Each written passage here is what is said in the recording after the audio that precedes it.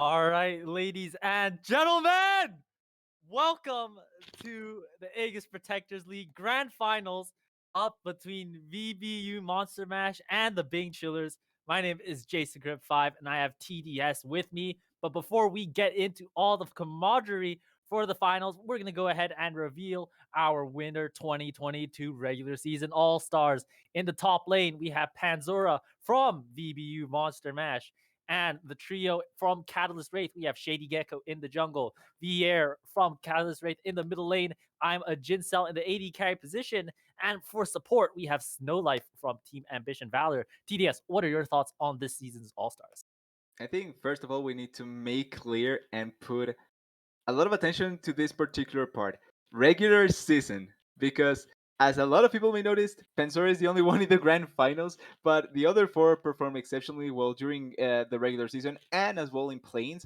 And then it's when, let's call it, badness happens. But yeah, these people certainly deserve it. Catalyst Rate particularly was looking really hot at the start, kind of fell over, but they deserve to be in this place. Particularly Beer, to me, I think that performing as one of the better mid laners overall. Surprising that he's running it so early, but I think that I would say 100% they are the people that deserve to be here, and I'm excited to see Pensora in the grand finals to try and showcase why he was selected in these All Stars, even if he's the only one that was here. Yeah, absolutely. Panzer, one of the most dominant top laners in the Aegis Protectors League. And, has been showcasing it this entire season long, the side of Yep. VBU Monster Mash, in that regular season was able to beat out the Bing Chillers. However, both teams going through a lot of different roster changes. And, it's shifted. These are two completely different teams from when we first saw them face off against each other in week 3 in that Targon division. So I'm really excited to see, what type of changes and how both teams have really evolved over the entire course of the whole season.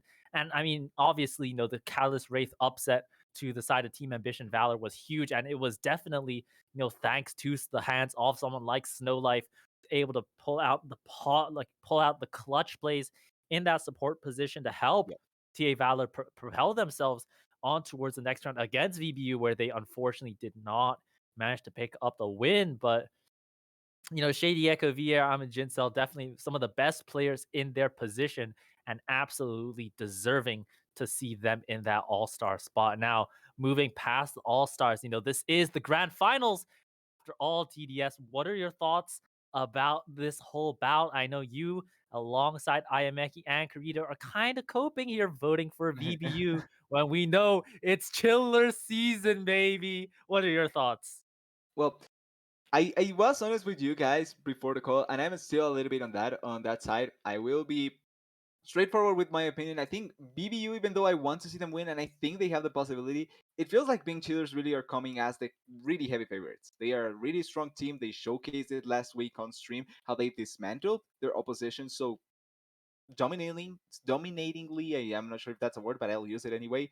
It felt so unfair watching that game, and I think that Bing Cheaters really are the grand favorites. But watching BBU all around the split, watching them evolve into what they are able to do right now, being able to upset a couple of teams, their flexibility in certain places, and I've liked a couple of their drafts a lot. So I'm actually really excited to see what they bring to the grand finals because uh, I've spoken a little bit with their support. He actually has talked to me a little bit about the ideas for champions and the like, and I think that they have actually some interesting ways of playing the game, and I hope that they can showcase it in the grand finals. Even if they end up losing, I want them to showcase what they have been able to showcase in the run to the grand finals. Yeah, absolutely. I mean, VBU definitely have pulled out a lot of a variety of different pocket picks and champions Yeah. throughout the entire course of the split, which is definitely really interesting to see. However, I love the side of being chillers. The sheer confidence that they all show when it comes to this whole season since week one. Yeah. TDS week one, it has been chiller season in their eyes, and with the addition of that man stunner in the jungle. His confidence has only shot the team through the roof. And I'm more than True. excited to see how they play it out. Hypnotic Scruff, an absolute carry off a top laner as well. I am so excited to see the clash of these two titans up in towards the top lane. But I think it's also just a whole maps kind of difference. You look at the statistics and you look at the numbers. Both of these teams are in that upper echelon in terms of the quality of the team. And so, I really want to see early priority on objectives and making sure that teams are just being disciplined. I think the biggest thing when it comes to the final stage is going to be the nerve that gets to them. I think whichever team cracks under pressure first is going to be the one that's going to not going to be having a fun time throughout this final series. I mean, what are your thoughts on just the matchups and how on each lane and where things are going to head towards DS? It's kind of interesting because, like you're pointing out, both teams really have showcased a similarity, not necessarily in terms of their individual skill or anything like that, but it's much more how they often work as a team in certain instances where they know what they need to do, they move around in a certain specific way to try and get the end result that they want to achieve. And I think that it really showcases why they end up being here in the grand finals. I do want to put a little bit of focus on the jungle matchup because, like you're pointing out, I think Sona has been one of the stellar performers overall in the playoffs. I think that he really has dictated a lot of the ways that that Bing Chillers wants to play early on, and even in the mid game and late game, he has had a lot of important moments to make the team get a lot of value, and also his partnership with Timo and Oreo Mortar has also helped a lot in how much pressure you can get early on from being cheater. So I'm kind of interested in seeing how does the jungle matchup develop, how much Suna will get, how much will he be denied, and how will BBU be able to control that? Because if Suna just gets a free pass, I think that it's going to be create quite a lot of chaos for BBU. Yeah, absolutely. I mean, I'm out here looking at DuWanStats.com TDS, and you know what? The primary. There's a number that stands out very much to me. TDS kill participation at 15 minutes. Stunna holds a mental 71.70% kill participation across 6 games. I mean, he's just everywhere on the map, and we're absolutely gonna see more of that when we come towards this finals matchup. He's helping out his laners, and you saw it last week in the series up against Death Guard's Gold, permanently up towards that top side, Yeah. helping the side of Hypnotic Scruff get a 22.6 CS difference at 15. Yeah, Like and I a that's 1,400 gold difference at 15. That's the stunner that's a lot. effect, baby. And that's something that I love that you bring up with the pressure that he put in Talon, because we need to remember on that matchup, there were moments that Stona had a little bit of a disadvantage in the jungle itself because of movements of that guard's gold, but he completely just turned around. Like, he immediately knew where to go. He opted into top lane a couple of times, but his map movements, even in disadvantageous situations, always turn into net positive for the side of being cheaters. And that's a strength that it's really hard to counterattack against a jungler that knows what he wants to do and how to do it. So it's really going to be hard. Sona really looks like the performer to control if you're on the BBU side, because, like we said, if he is left untouched, he can do so much more trouble. And allowing for Hypnotic Scruff to carry, it's a play that I think it's pretty common for them, but they have been able to execute so perfectly that it wouldn't be surprising to see once or twice in these grand finals, or even more.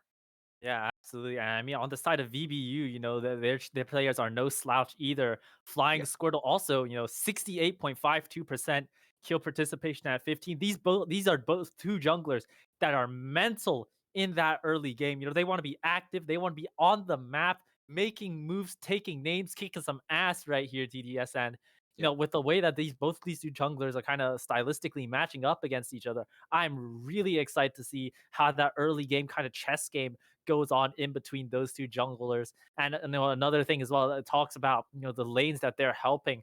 And Panzora is absolutely first team top laner, is absolutely going to be a name to watch for the side of VBU.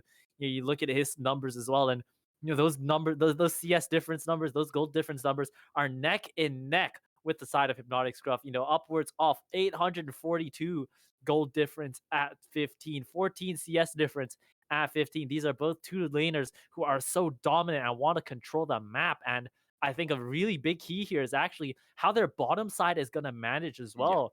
Comparing the side of Archer, up against the side of King Civil. And I think, both these players definitely have a lot to offer, but they're both weak side players early on. Both are going to be down CS in that early stage, down gold at the early stage. And you know what? He has both. You can't have both AD carries be down gold. So I expect one of them, whoever can step up can definitely be a huge difference maker in this series.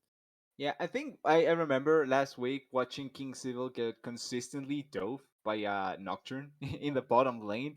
it wasn't a pleasant thing to watch, especially if you're an AD carry player like that. It just felt rough. But turning it around, being able to just survive and provide for the team is certainly what a weak side player can do. And that's actually really important that you bring it up because as much as the carry players need to shine, the weak side players are a huge part of the balance and huge part of what makes the team be just in a good spot overall. And like you're pointing out, whoever is able to get out of a bot lane without being in a deficit or just being in a good spot can also allow so much for the team because if your carry is down, if your consistent player, weak side player is not in a bad spot, he can allow for then the carry to recuperate and turn around the situation. And I feel like it's a point of the map that we actually have to put attention to because not only it's the AD carry matchup, but it's also in the support matchup as well. Whoever can move around, whoever can facilitate for the rest of the team, it's going to allow for a lot of the prowess early game that we know for both of these teams. So it's going to be actually really important to put attention into both the bot lane and the top lane particularly, but I want to put attention as well on the supports which I consider secondary junglers essentially.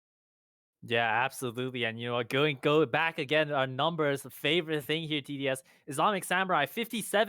57.41% kill participation at 15, compared to Oreo Murder, who has 43.40. So it kind of shows out that, the side ball lane of Bing Chillers wants to play a little bit more back, while on the side of VBU, they leave Archer on an island. That's going to be a really crucial thing to take note of. And I think it's going to be very important to see how that ends up playing out. And you know what? I'm really excited to see how this goes, DDS. The excitement is getting to me. I am ready for a wonderful best of five series tonight, TDS. How are you feeling about it right now? Well, I've been waiting for this moment since the start of the season, not because I want it to be over, but because obviously grand finals are always exciting. This is my second season in APL, so it's always fun watching how everything turns out and we get to the grand finals. It's always great seeing which team does arrive here. And I feel like for our finals that not a lot of people expected because maybe being chillers was on the much more expected side. They were a team that were on the upper bracket side of the playoffs of the play-ins, I mean. But watching BBU just make a run on the playoffs really was kind of surprising to say the least. So it's always a grand finals that even though it's unexpected, will be fun to see, and I'm really excited to see how does each team perform today. Yeah, absolutely. As we're gonna be kicking off and going in towards the draft. Lol now, TDS. Let's break it down. Let's start it out as I'm kind of looking through the list right now, and I see a Gangplank ban right away from the side of Bing Chillers as VBU are gonna move in Yep. towards their ban. What are your thoughts so far on how the draft progresses? Is Ari gonna get banned away too? So the GP ban, I like it. First of all, we did have the GP for Bensora in the All Stars picture, so it makes sense that it's getting banned away. But it's a great top lane pick right now. It got buffed. It's really strong. You can play weak side with it. You can play even strong side with it. You can get counter pick. You can even play it blindly in some instances. So it's a great pick overall. I understand the ban. The Braum ban it's a little bit more surprising because I feel like for these support players, you want to attack the roaming options much more since like we talked about, the AD carry, the bot laners are not really lane focused or they don't get really a lot of priority in lane. So I was expecting a little bit more attention towards the roamers, but attacking is still the champion pool in the bot lane and Tamkin's getting taken away as well. Yeah, and just one quick update for you guys. The overlay on the stream is, a little bit flipped around. Bing Chillers are the ones on the blue side. VBU Monster Yep. Mash is going to be on the red. So, you know what? Pretend like those overlays are magically switched around as we see Bing Chillers coming out with the first Ooh. pick, Zillion, putting the old man up there with the flex potential. What are your thoughts on that? That's definitely a really First interesting first pick. Yeah, it's not a typical first pick, but I love the fact that you can actually flex it. You can even flex it top lane. It's not common, but it's a pick that you can actually flex towards top lane as well. So it's a three-way flex, and if you can get a good matchup for the Zillion, it's actually quite powerful. The Okay, it's a hover. I am not talk a lot about the pick that is hover right now, but I do want to say something quick about BBU's bans, and it's that a lot of focus towards the mid lane. Even though Lucian can be a flex, it's a lot of focus towards the mid lane as well. And also now we do have the bot lane Karma Jinx, a pretty normal bot lane that tries to boost the early capacity of the Jinx, but you also get the late game prowess of the Jinx. And it's before she's been attacked even further in the patch, so she's still quite nicely in a good spot, the Jinx, and I think that it's going to be a quite a good champion for BBU to play around with. Yeah. Absolutely. I mean, everyone knows about how that Jinx hyper carry scaling goes around. Ooh, As he here, Volibear gonna get locked in. We saw how last week Stunna was able to pilot the yep. rift on the bear right now. And with that Zillion movement speed up, with those bombs and with those revives, that seems like a lot of early game playmaking potential around just the first two picks on the side of the Bing Chillers draft here. I really like the Volibear here. Yeah, I really like it as well, and not only because of the performance that Suna did. You did touch on something really important, and it's the setup that you get. Cillian, yes, he does get the double bomb stun, but when you have someone that can facilitate for that, it becomes even better because you can just layer the CC out quite perfectly. You just throw a bomb out, stun with Bolivar, second stun with the Cillian, and now you even have follow up with the Jhin. You have a lot of control and follow up CC to just keep targets in place for quite a long time. And like you pointed out, the revive is going to be quite marvelous to have, especially if they get a hyper carry somewhere else. Like if they can get someone to deal a lot of consistent damage in the late game, I think that this Cillian pick is going to be marvelous. And Trundle makes a lot of sense. It's a pick that denies a little bit of the tankiness of the Polybear, and the pillar against champions like the Jhin is actually quite good because even though they have the flash, with the pillar you can just stun the movement of some of these champions, and they cannot actually react quite well against the pillar. Yeah, absolutely. And right away, you see those solo lane bans starting to come out Yep. instantly. Hypnotic Scruff's Akali gets wiped off the table. Remember, that man is. I mean, we saw how that Akali game went last week, TDS. Yep. We don't need to comment on it further, but both teams, have the solo lane variations, have the options to pick from, and I think it's going to be very interesting to see, how it's going to play out. VBU does have counter pick, and I 100% expect it to go towards Panzora up I hope in it does. that top lane, and I hope it does. Definitely, I agree. As we see, champions getting moved around back and forth here. The Mordekaiser ban, definitely, good ban there, and this ability to isolate out targets here. Yep. As we see Gwen gonna get banned out as well, and They really don't Hypnotic want to Scruff give last top week. lane any chance. Absolutely, as yeah, four top lane champs just gone taken off right away off the table for both top laners, and it's definitely just gonna be draft mind games here, as VBU are gonna be thinking about what they want to go for in this top lane. A lot of those Yep. meta options have been taken out. So what do you expect in terms of picks and what VBU can kind of pull out? First of all, in the mid lane. I think you just take it safe here because I do agree. I'd like to have the counter pick in top lane, so I'd say opt into Orianna or Syndra, the much more typical counter picks here. You can also opt into the Victor, which is not banned, or a Seer, which would be a late game kind of pick. But okay, it's not a, so this was used as a Karma flex, which you can send towards the mid lane. It's still a pick to get the push over whoever is going to be the pick for being chillers, and then you begin roaming around. Like this allows for you to get engaged, but also have the enchanter potential for the carry, right? The appeal Yeah, for the carry to absolutely. survive quite well. But this also means that you need a heavy damage dealer in the top lane. You need a really heavy carry in the top lane because you're lacking damage in the mid lane. And another thing that I find quite interesting is the fact that because there's going to be a lack of AP damage or magical damage on the side of VBU, because Akali and Gwen were also banned away, and Mordekaiser as well, you need a champion that can actually deal or true damage or it has to deal a lot of magic damage as well, and it's kind of Whoa. trying too hard in the top lane. Ooh, the We're Ornn gonna pick. see Ornn locked in for the side of being chills, and that is not a carry top lane here, Yep. TDS. However, Ornn in those early levels is still absolutely a very lethal champion to deal with. As a little bit of an Ornn connoisseur myself, I could say that champion definitely has the ability to look for a lot of plays, get a lot of damage down in the early game, and get an early game lead. Not to mention the scaling on that champion. 1,000 gold of stats in the Ornn items, the bonus resistances and health once you start giving out those ornaments too. So I really like Ornn pick. It's a great top lane champion. I see Oh, Xerath I gonna get love it. locked in for demo too, and It is perfect. in towards a Karma who has a little bit of a shorter range. The Xerath should have an absolute field day in that middle lane. Yeah, and before we opt into the last pick for BBU, which needs to be a carry top laner, I love the idea that Being Cheaters have opted into here with the Serath pick in the mid lane because even though it doesn't necessarily mean that you're going to get a lot of kill threat onto the Karma, even with the range disparity, Karma will still clear the way. But what's important is the mid and late game fighting situation because you have so much range on the side of Being Chillers and there's so little range on BBU.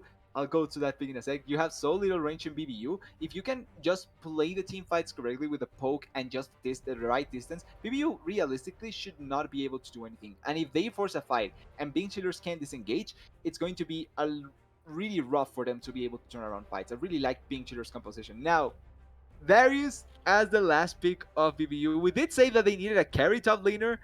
I wasn't expecting this one at all.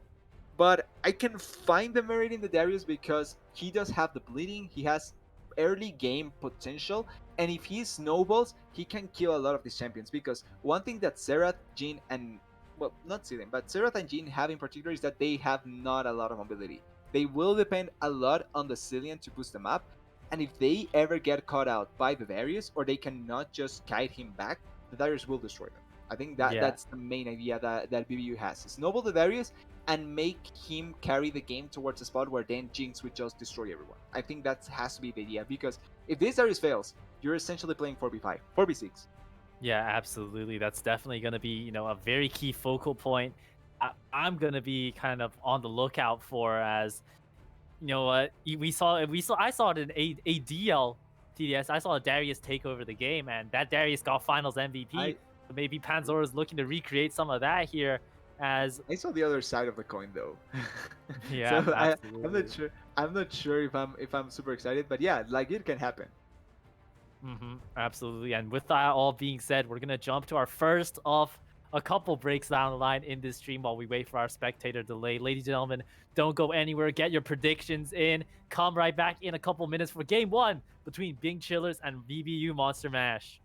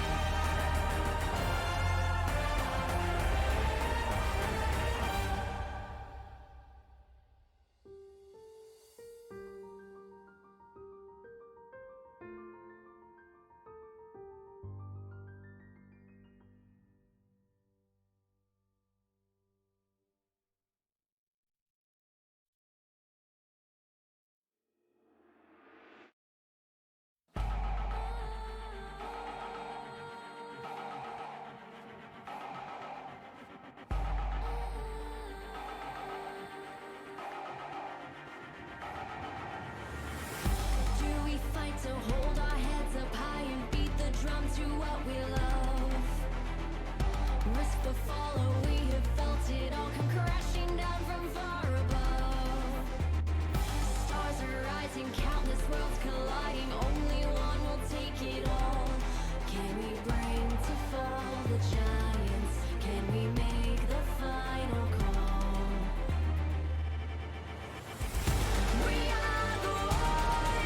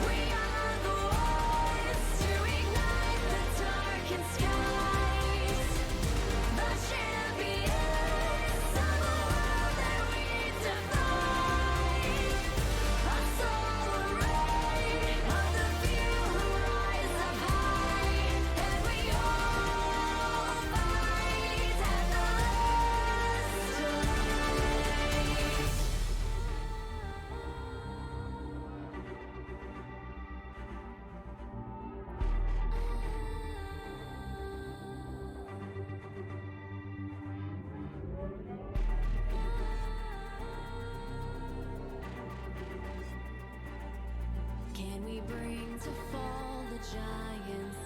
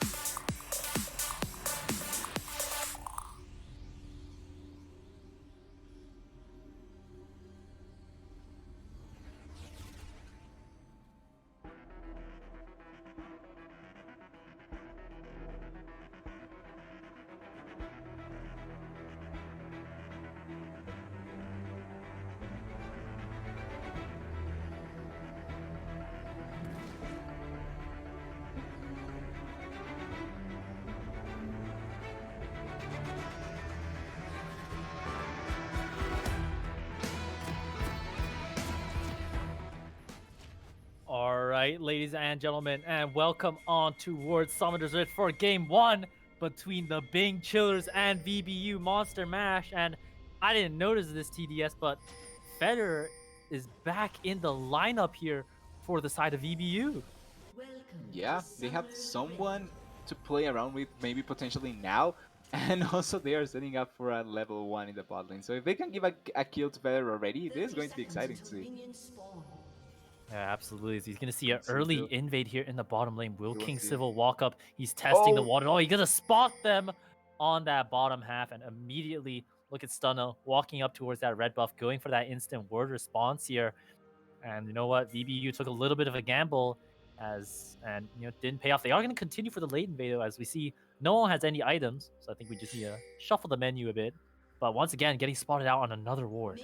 yeah, they have complete vision of this. They did leave a word down, which means that at least they have some information. Also, already Demo getting the extra gold, so props to Demo for that. But yeah, the level 1 sadly doesn't work out. And I feel like BBU, if they just waited a little bit longer on the bush, I think that King Sibyl would have stepped a little bit forward. And at that point, there's a good chance that he can die, especially with double ignite. But happens, at least nothing bad ends up going on for BBU or the side of Pink Cheaters, and we're getting a pretty normal start.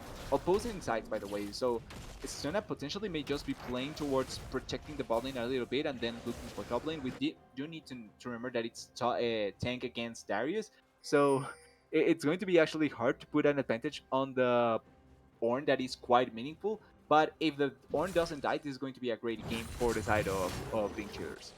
Yeah, absolutely. I mean, the Ornn is a champion that doesn't need much taking care of, and the ball lane definitely making sure that Jinx doesn't get ridiculously ahead will be a very important when we see the hook go wide from Islamic Samurai here, and it's just tensions dancing up between tensions just flaring up between these two bot laners here.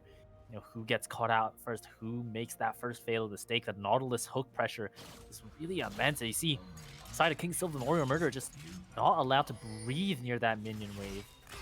Yeah, and that's kind of the thing of the level 1s or level 2s, especially against engaged supports, because yes, you may get the priority later on thanks to just your pushing power and the abilities that you can spam, but the first 2 levels are quite significant for the engaged supports, because they are tankier than you, they have immediate CC, and they can just destroy you with the Ignite and the follow-up from the AD carry. So they have to be careful about how they play it, but really nice from King Civil and Warrior Murder, respecting how the play should happen, not really committing, and they are just going to naturally get the push later on. Yep, absolutely. And meanwhile, in that top lane you saw there, Panzora, getting that push in early. Hypnotic Scrub having a really fun time playing into Darius. But everything is just really even so far. There is a slight gold lead in the favor of VBU Monster Mash, but look at this top wave. Yeah. See both junglers trading scuttle crabs on opposite sides of the map here, and I mean the priorities speak for themselves here. Flying Squirtle wants to play for that top side. Stunna wants to play for that bottom side. It's going to get spotted by that ward here passing through Tribush. But, the information is parallel. They know that Trundle is going to be on top side thanks to that earlier ward where he started demo, getting a lot of good poke on towards the side of Fonzo. You're going to get tethered up by that Karma root. Stun not going to land, and it's a good trade for that Karma. Yeah, and this is the thing with the Karma lane, right? Like, it's not like you're not going to be able to pull the Karma, it's just how much skill pressure do you actually get against the Karma. And we're seeing it's just a consistent pushing lane where not much is expected to happen. One thing to note though is that Fonzo did take the Ignite instead of the Teleport, so if he dies, there's a good chance that you're actually going to be quite behind as the Karma, but you're seeing Flying Squirtle coming here. There's a ward, so they know this, but... Yeah, he's gonna get apprehended by the side of Panzora here. The pillar gonna cut off. Hypnotic Storm forces the flash out. The ghost is popped away. The flash follow-up from the side of VBU as well. And that's gonna be first blood going towards Panzora on that Darius. Absolutely well executed from the side of VBU, punishing that wave, pushing away, and Scruff has to burn both summoners. He's gonna get a Bramble Vest on this base, but an absolutely huge first kill going over towards that Darius. Good assist from Trundle means that he picks up that Sheen too. Yeah, and it's quite important, like you're pointing out, the fact that the kill goes into the pockets of Darius. He's the one that you want to play around with, and the one that will allow for your mid game to be as strong as possible, so him getting the kill is quite important. And talking about the setup, it was really nicely done because one huge mistake that Hypnotic Scrub committed. him walking a little bit too far forward. If you just play around the range of the Darius, it's almost impossible to get hooked, or if you time it right, because it's not going to be quite detrimental if you get picked up like that. But especially when you know that the Trundle is there, like you don't need to walk that far forward. You just need to play around the minion distance, and you don't need to actually collect a lot of that wave because you're a tank. Your value comes in from just surviving and getting tankier with the game, not actually getting the gold value. So a mistake from Hypnotic Scruff that gets greatly punished by the side of VBU, and they are also even collecting the dragon thanks to the pressure that they have in bot lane. Already great first 6 minutes from the side of VBU, controlling the pace of the game, giving to the Darius an advantage, and even getting the objectives. Yeah, absolutely. And I mean, it's just it's little things like that, TDS, that really determine where a game's going to see here. Fonzo might be in trouble, gonna get stunned up. Nice stunner here. Playing towards that one, the Q goes wide here. The Karma does have flash, isn't gonna use it just yet. Right, the arcade is available for the Xerath here. Fonzo has to use the fancy footwork here, but has a lot of damage and has a kill going over towards Stunna, trading back from the side of Bing. You see here, Fonzo Portugal used from the side of Hypnotic Scruff. He's gonna go look for the solo kill. Panzor gonna flash away, but get the dunk on towards the Ord. 2-0-0 on this Darius right now. Yeah, and even though Panzora flashes preemptively to try and get the fancy outplay, in reality it wasn't actually needed. Like, he just needed to walk forward and he probably gets the kill. But important that they get the trade, and because they were actually going to lose quite a bit with that Karma kill. They lose pressure in mid lane, they would lose the priority in the river, and importantly the Karma is getting pushed on, so that the Xerath would get a little bit of a free time to be able to back and all that, so the Darius kill is really important. And I want to critique Fonzo in how he played that, because he opted into not flashing when he was near the wall, near his turret in the wall in the river, in the top side. I think we can see it there. If he just flashes out, he's fine, but because he tried to go towards the top side, he ends up just getting punished. I think you just flash over the wall, you throw out your flash, it's fine, but you allowed for the Xerath to get in position to kill you, and that's why at the end the kill goes in favor of the side of pink cheaters. In reality, nothing like that had to happen. You just needed to flash away into your turret, and that's it. Yeah, absolutely. Fonzo, Greed is going to get punished there, and Stunna on that volley bear, showing off why he has that high of a kill participation. Both junglers at 1 apiece now, but that Panzora early gank for Panzora definitely have that. We see here Stunna is going to have the level 6 advantage over the side of Flying Squirrel. There's going to be a play on towards that bot side. The flash away from the Zillion means that the side of Fuijin, Fredder is still able to pick up the kill here. Stunna is standing in, does get that shield, but isn't going to be living for long enough here. Forced you down, the hook going to get on towards Kingston as well. Islamic Samurai picks up the kill. That's going to be a 2 for 0 going over towards the side of VBU Monster Mash. And Stunna was there for the counter gank, had the level advantage, but VBU pull the trigger first and get rewarded. Yeah, and it's on that kill that it's really important, because the level diff was there, but because the kill happens and also some of the minions die, Flying Squirrel gets the ultimate just in time, forcing Stunna to back up immediately because they were trying to force the trade, and then also forcing King Civil into a bad spot. Great play by Monster Mash. You need to be careful, Flying Squirrel. Yeah, Flying Squirtle gonna be walking in on towards Stunna's jungle, forced out by the volley bear. Same thing with Islamic Samurai, and you know what? It's the 1,000 gold lead here at 8 minutes for the side of VBU Monster Mash. They played the map extremely well, and you know what? All their lanes have been getting and have been reaping the reward from it here. Top lane extremely ahead. Look at this wave. Scruff cannot walk up anywhere near it, and even though Fonzo is the only one down in terms of farm and gold, look at the rest of the map. Jinx 1-0-1 has the extra boots there, and Islamic Samurai has those boots of mobility as well, so can really start to opt playmaking around the map. Yeah, and this is what we're talking about. It's this precise moment when we see Islamic Samurai moving around to try and get something else, somewhere else in the map. It's when we see the actual impact from the supports. Warrior Murder is much more forced to be in lane just because of the Cillian pick, but I think that if the Cillian doesn't achieve anything much in this lane, we may begin seeing him moving around. Nice double stun.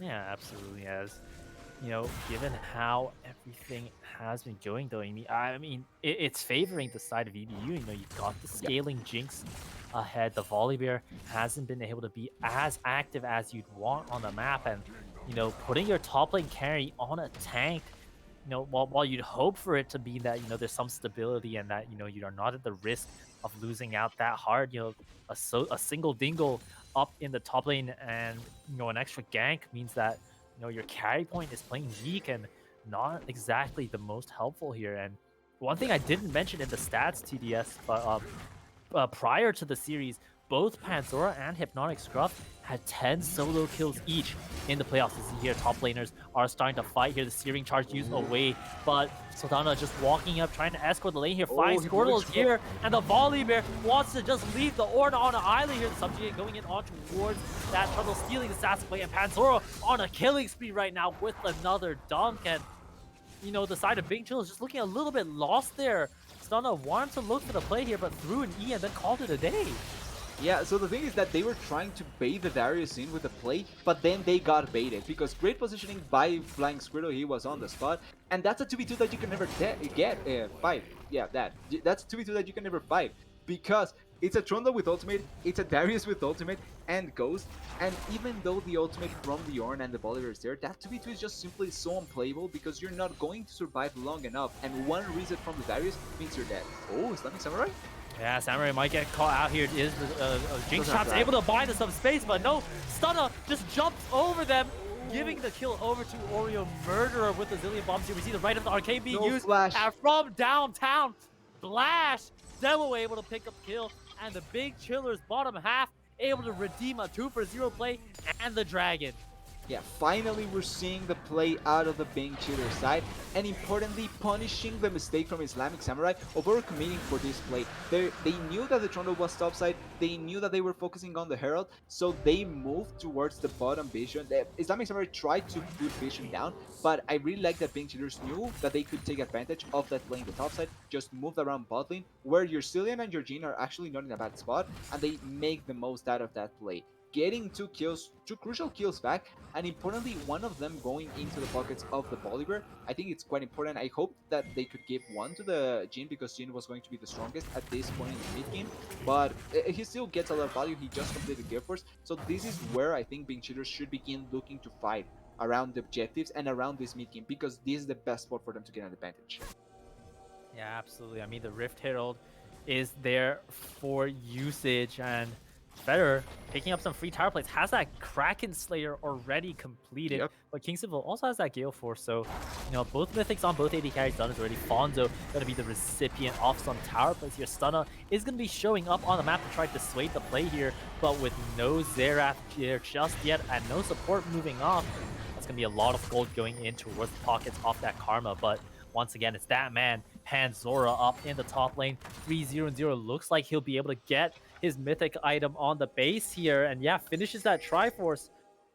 That's a scary looking Darius here, TDS. Yeah, I like the Triforce pick here because it's so much damage that you can play around with, and in reality, yes, the Sunderer can potentially give you a little bit more value in terms of certain stats that you can get, but the Triforce is just straight up damage that you can use to kill a lot of people, and you're really relying on the Darius to get on top of someone and kill him as fast as possible. They know about this. They know that Flying Squirtle's here. Yeah, absolutely. Gonna get spotted out here by the Jhin W, picking up the poke, picking up the damage there. So, you know, well played from the side. Being Chiller's bot lane, just playing respectful, just playing back here. Flying Squirtle is gonna dodge down, but Oreo Murderer gonna play for Bay, forces the flash out. Now Islamic Samurai is gonna go for that death charge on towards the Jhin as well. The Gale Force and the flash buys a lot of space. The root, the Jhin ultimate. Oh no, sorry, the Jinx ultimate gonna be used down to trap. Will trap upside the Jhin and the whole from the edge is enough over the right of the arcade from downtown. That's a 2-for-0 going for the Chillers instead. VBU Monster Match made the play, but it's Big Chillers who come out. Flying Squirtle! Flying Squirtle! Pick up the kill and the chomp away. Nom nom nom. Monster Mash is eating them up. 2-for-2 though at the end of the day. Why did they turn back? They had the 2 kills in bot lane. They decide to turn around against a Trundle that is level 9 and a Karma that is building support. The Karma is support. It's support Karma. It's not actually damage Karma. I don't think they should take this fight. I think Stunna can lose this potentially. Yeah, Stunna just gonna be walking up here, playing some catch around, and it's just getting harassed. And we're gonna return flash onto his bombs as well, but that's not enough damage for the Volley Bear. Or is it gonna be the bite? Away the Karma, but Stunna is gonna fall as well. Killing spree for the side of Flying Squirtle. 3,500 gold lead for the side of VBU Monster Mash at 15 minutes. And if we get a gold toggle here, look at how the gold is spread. 2,200 in the top lane, 800 in the jungle, 600 for Demo. Every other lane once it gets it ahead. Federer up 1,000 over the side of King Civil here. And where the gold is being distributed in TDS, it's looking clear as day to me how this game is going. Yeah, and I really like the fact that we are seeing the Trundle with a large amount of gold. I wanted to point this out when we saw the play with the Ripper on the mid lane, because Karma is building support. She's a support Karma. She's not actually a carry Karma, which means that giving gold to your Trundle will net you more value overall, because he's just getting access to items and gold that he typically doesn't get. He's potentially another top laner at this point, because he's getting access to a lot of things that you don't typically get with the Trundle, and I like that they are funneling gold into him, especially playing around him in this mid game with the Karma as well, because the Jinx is yet not that strong, and the Darius should be fine alone in a 1v1 against the Yarn. I really like this decision making, I really like how they have been playing, and it's been showing. Flying Squirtle got a turret in the bot lane, got a couple of kills. It's really kind of playing with a mid-game carry that you can typically have, so I'm glad that they are doing this. And VBU is just getting so much gold thanks to this playstyle. Dragon in 20 seconds, are they going to fight this? I think potentially yes. Darius is in mid lane actually. Yeah, absolutely. Panzora grouping up with the side of the squad here, but look at Demo. Look at those items on the Xerath. A formidable force to deal with here. Damage. No mana though on the mage there, so looks like the side of VBU is just gonna pick up this dragon for free. And it's a Cloud Drake TDS. Yeah. You know what? If you give it up, it's not the end of the world here. But it gives the side of the Bing Chillers a little bit of breathing room here.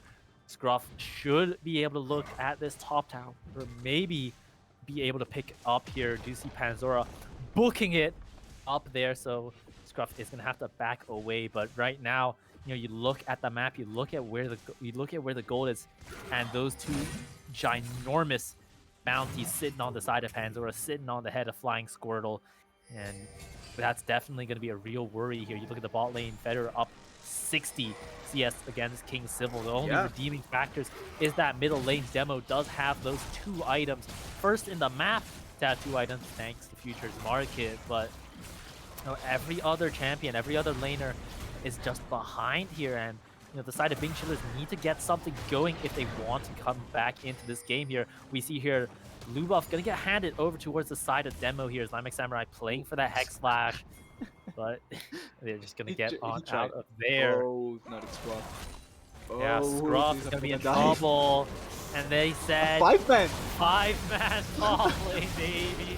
As the good is dead, or the kill is gonna go over to Federer as well, getting that Jinx even more ahead, snowballing that hyper carry based ADC. Pandora pops the ghost, but is gonna get instantly stunned up by Oreo Murderer. Good reactions, good placement off those zillion bombs, and the three-up tackle! Pillar gonna be instantly falls up towards the dive, is commencing with the Zillion ult, able to buy a lot of time on towards Oreo Murderer, but not gonna be long for it off. The spin, the dunk, Fonzo picks up the kill on towards Oreo Murderer. Panzora with the flick of a switch decides to move the game even faster. Case is gonna get caught up on the flash bonus with Dynamic Samurai as well. The Gale Force is gonna be able to buy a lot of space to try to do some damage here, but Federer is gonna be poked out by Squirtle. The auto attack on towards King Zilla once again, but VBU is pushing it forward, pushing that P, getting the engine going. The Ornor is to come down on towards Flying Squirtle as well. Not damage, not going to be enough damage on towards Flying Squirtle to get the trade kill. Fonzo with that Karma Shield, able to heal a lot back, and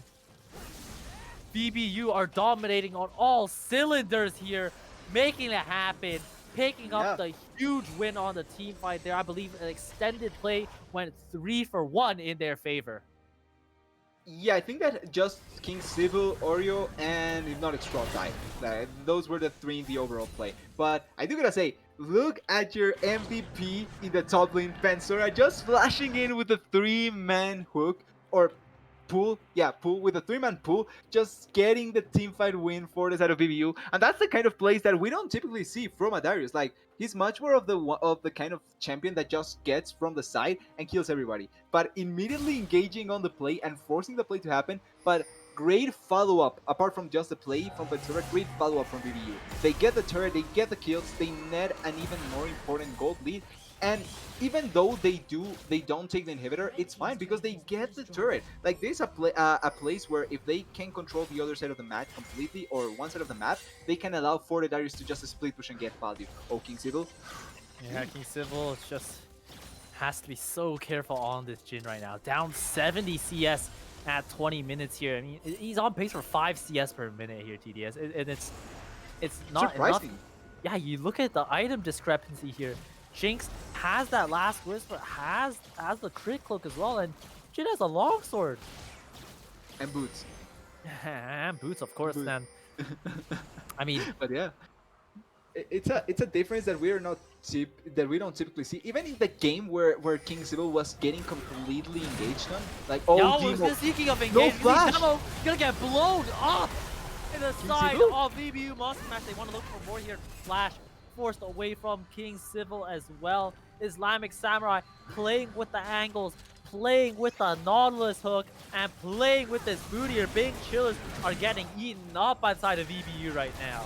And Seraph dying is really huge for this Baron play because Seraph is one of the main parts of you being able to stop this. Like, the Jhin ultimate is nice and all, the Ornn ultimate is nice and all.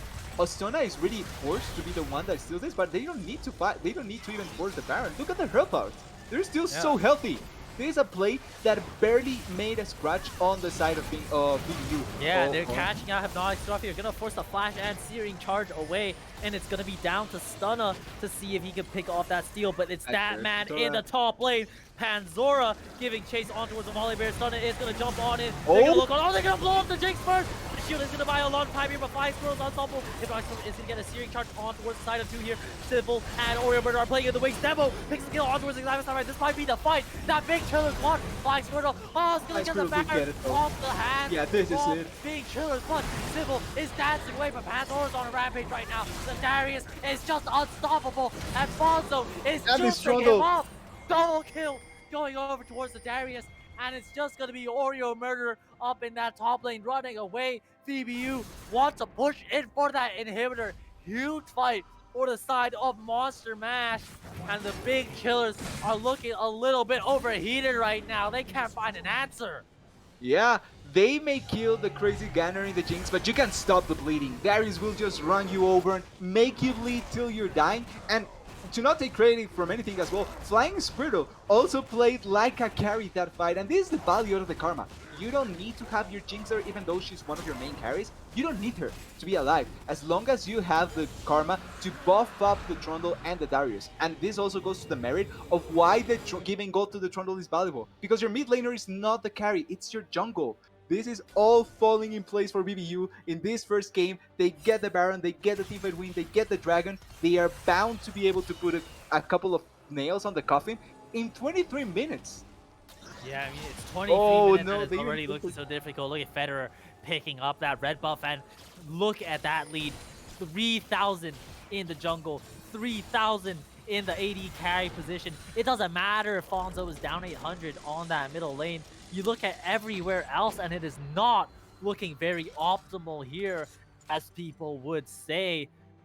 And I mean, with the Baron Nashor so early on, and with all this map pressure that the side of Bing Chillers has here, you know, is it time to start thinking about what to do for next game here, DDS? Because it's just looking so impossible. It's a 8,000 gold lead already this early on. We look at Panzora. I mean, he's just walking in on between towers here. The side of Bing Chillers just can't do anything. So there's still a chance for them if they can get a good engaged teamfight and play around their CC, then they can potentially look to win a teamfight. The problem is, like you're pointing out, it feels like it's hard for them to actually pull off a teamfight, and they don't have a late game carry. Like Demo can deal quite a bit of damage, but the Jhin is not necessarily the best late game carry in the game. The Bolivar doesn't necessarily function that way either, and the Ornn is a late game tank, not a late game carry, which it's really hard for them to actually be able to perform. The Jinx will just be so powerful, and there's barely anything that I can find for them to be able to play around. Like, it's not impossible. Human mistakes happen, but BBU just seems to have such a massive advantage that they can just coast with.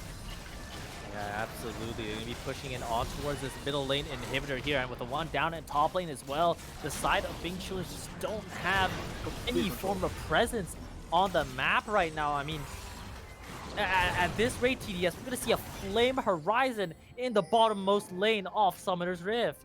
Yeah, and that's a play that we didn't expect at all for that to happen. And we thought top lane 100%. Oh, wait. Yeah, let me see a play going in on now, but Oh, right at the time he's gonna be channeled as well. Look at the shield on towards everyone, but they gotta Right. blow up the Islamic Samurai first. The fight is played out front to back. The flying Squirtle is just chopping everyone up. Look at that, Trundle. Look how Danky's back Oh, with the the two-man pull. blow, with the dunk on towards for a murder. The And flash, there's the rocket. too, able to do so much. The stun on the side of Devil is gonna buy a lot of space here. Only 2 down from the side of Angel as well. One for Pansora. 2 trades so far, but King Sybil Oh, has King gonna Sybil's be dead. a King dethroned here. Panzora dunking on top of him here as well.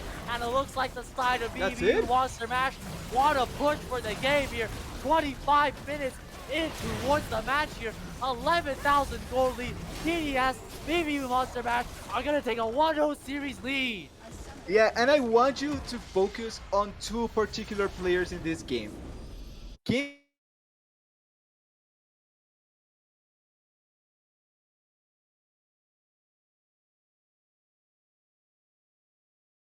they had a clear win condition to play with, and they executed. They played around it. I don't want to say perfectly because there's always something that you can do better, but they did almost perfectly. That was such a nice gameplay from start to finish from BBU.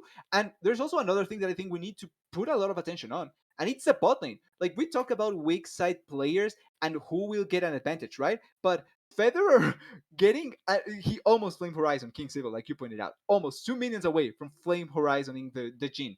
In this kind of game, that difference is so huge because your top lane is losing, your bot lane is losing, and your mid lane, you don't care if he's losing because it's a karma. It's a support karma. You don't actually value if she gets gold or not. BBU playing each stage of the game as well as they could, giving gold to the champions that needed to, and already setting themselves up so well in this series 1-0. Fully deserved this game how they played it in 25 minutes as well. Yeah, absolutely. And I mean, that game got me choking up on my words here. TDS VBU just demonstrating their dominance on the map on towards Summoner's Rift Did here. well in And the finals. yeah, and this is the finals, by the way.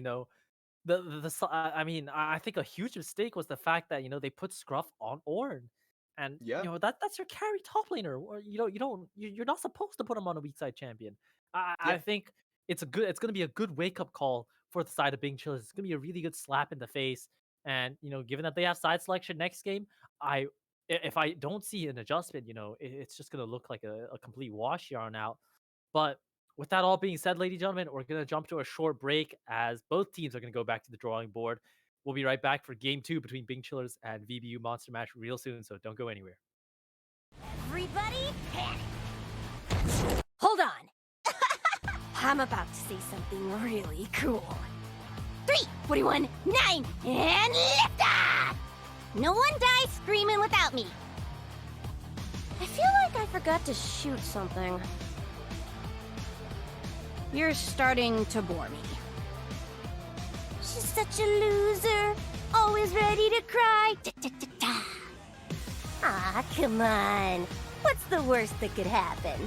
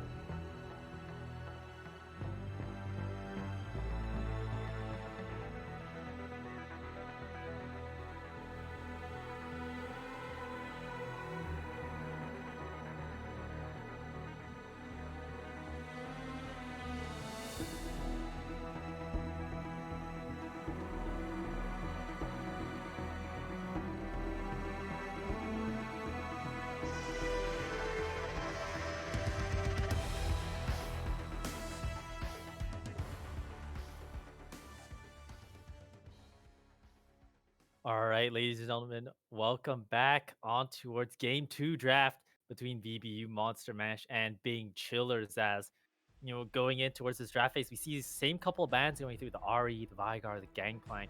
Unless, Right? Rengar? There's no unless. way. Vigar it is. But yeah, I mean, what do you think? I mean, now that Bing Chillers are going to be on the red side here, TDS, what are your thoughts? And what do you think is going to change in this draft as well? So I feel like we may get less top lane bans from being cheaters because I feel like it actually attacked their own pool instead of attacking BBUs, because BBUs had a clear counter that they wanted to play with, or not, maybe not a clear counter, but a clear champion that they wanted to play with, and they played effectively against it. So I feel like just leave more champions open for yourself and try and make the most out of your last pick in the top lane. Now they do get the Karma once again. I like that they are opting into Karma because of her flexibility, and they already showed that the Karma can be a flex pick. Yeah, absolutely. And the Karma Flex definitely is good setup for the side of Fonzo. As you can see, King Civil gonna be put on the Ezreal here, and Makes sense. Stunna gonna get his hands on the Trundle here. And that early game with the Volibear did go relatively decent, which is absolutely I'm not complaining about that by any means, but the side of Panzora and Flying Squirtle just absolutely exploded, dominating the map here with those early picks, dominating their lane matchups, the jungle matchup, and in the bottom lane too, coordinating with Islamic Samurai on that Nautilus. I wouldn't be surprised if they pick it up here again. Yeah, I like that BBU is opting into the same two picks once again. I like the Karma, I like the Jinx. You don't need to trade this. For being cheaters, I really like the Ezreal. If you can leave the side of King Civil alone on bot lane, I feel like you're not losing that much. Like, Ezreal is a good safe pick. He can farm from a safe distance, and you can allow for Ori Mortar to move around the map, which I feel for being cheaters was something that we lost quite a lot. So I'm glad that they are opting into the counter pick here, or not counter pick, into the pick here of Ezreal. Now we need to see if they opt into jungle here, or Bolivar is once again open, but instead opting into the Gwen, and this is another flex potential pick. But opting into this pick before it gets banned away, I'm not against this from VBU. I just want to see how they utilize the Gwen. Yeah, absolutely. I mean, the Gwen can be flexed between top and jungle, like you mentioned. And if I remember correctly, last time these two teams played out, that Gwen was a highlight piece for the side of VBU Monster Mash. So wouldn't be surprised if they utilize the strength of that pick once again. Bing Chillers though, do have a pick that of their own up their sleeves, and a couple more seconds until we find out what they decide to lock in Board. here. Gonna be the Xerath once again, and if they opt for that mid lane matchup with Xerath over Karma, the side of Bing Chillers are gonna take it, because that was absolutely, one of the carry points for the side of Bing Chillers last game. Yeah. I know you guys didn't get to see the damage charts, but Demo was able to pump out the most damage on the Xerath, on the Artillery Mage. So making sure that he's able to play it, to its effect is definitely a really good point. It means that Bing Chillers do have one part of their composition that they're able to figure out. They're gonna ban away Playing the poke as well. Braum. Yeah, exactly. Great poke as well. Once again, that Akali, the table for the side of Bing Chillers. And there's still a lot of focus in on those solo lanes. If anything, that's going to be a real defining factor of the series too. Here, as Yeah. we saw in last game, we had upwards of 1, 2, 3, 4, 5, 6, 7, 8, 9 solo lane bans even. So it's definitely a really interesting point to take in. We see the Morgana get banned away from the side of VBU Monster Match, which is definitely interesting because keep in mind that Karma can be flexed towards the support. We see the Leona gotten rid of for Murder, as he is going to pilot himself on the Nautilus potentially here. There's going to be a lot of time until that pick does get confirmed though, but if Nautilus is the pick angle, I'm a fan. So I was thinking maybe the Xerath could have been a support option, but the Nautilus, it opens up the roaming potential from Ori Murder, like we talked about. Leaving Ezreal down during the bot lane with the Nautilus makes a lot of sense because you get the CC to play around in the map. Now, I do think that you could opt into Thresh here. Alistar is not a bad option to try and play against the Nautilus. It is kind of hard because if you pick the Alistar, there's a prime target already for the Trundle, especially with the ultimate. It's just going to leave you to die alone in the side. So I'm not sure on the Alistar, but it makes sense against the Nautilus on a backing. And I also think that you still have the Karma, like we pointed out, to play that pillar potential. Temkinch, interesting option with the power, and also allows for a much tankier target, especially because the great health also functions as a secondary health bar, and the stats stolen by the Trundle don't actually affect him that much in that regard. Not because he doesn't necessarily die quickly, but his second health bar just it's simply unaffected by that. And I feel like that's a playing point that I can see the side of BBU using. But this does mean that Gwen now it really has the potential to be the jungle or the top laner, and I feel like you should opt into a carry top lane here with the Karma and the Tankage already. I think Camille wouldn't be a bad option, especially because you're lacking a little bit of AD damage. But okay, Wukong, I'm not against this. Yeah, I mean, the Monkey King gonna get locked in here, and remember, that could still be a Gwen Wukong jungle flex. You know, the Yeah, recent patch true. changes have affected, both of how both of these champions work. The W now being able to go over walls is a huge tool that Wukong can be able to utilize here. So I'm absolutely looking forward to how that kind of plays out, and you know what? It's a really interesting pick. I'm a huge fan of the Wukong here, but this does give Hypnotic Scruff, the counter pick. Either, what does he want into Gwen, into Wukong? Because it goes both ways. So 5 seconds trying to until we think. lock in that pick here, and Oh. it's going to be Kennen gonna be picked here for the side of Hypnotic Scruff, and that's a really interesting thing. You haven't seen Kennen in a while, and it's definitely a lane-centric champion which has that range advantage, and has the ability to just blow up a team fight. But into a Tom Kench, into that Devour means that you really have to get someone by pure surprise if you want to catch someone with those kind of ultimates. And it's not only the Temkinch worry that I find with the Kennen, it's also the Karma as well as the potential. I forgot the name of the. I think it's Starguns. Yeah, I think it's. I'm blanking on the name of the support item that gives you the shield, the huge shields, because you get so much value with that in the Karma. Like you can deny completely. Yeah, the Locket of the Iron Solari. Thank you. The Locket denies so much of the damage that the Kennen can deal, especially with the Karma added onto that.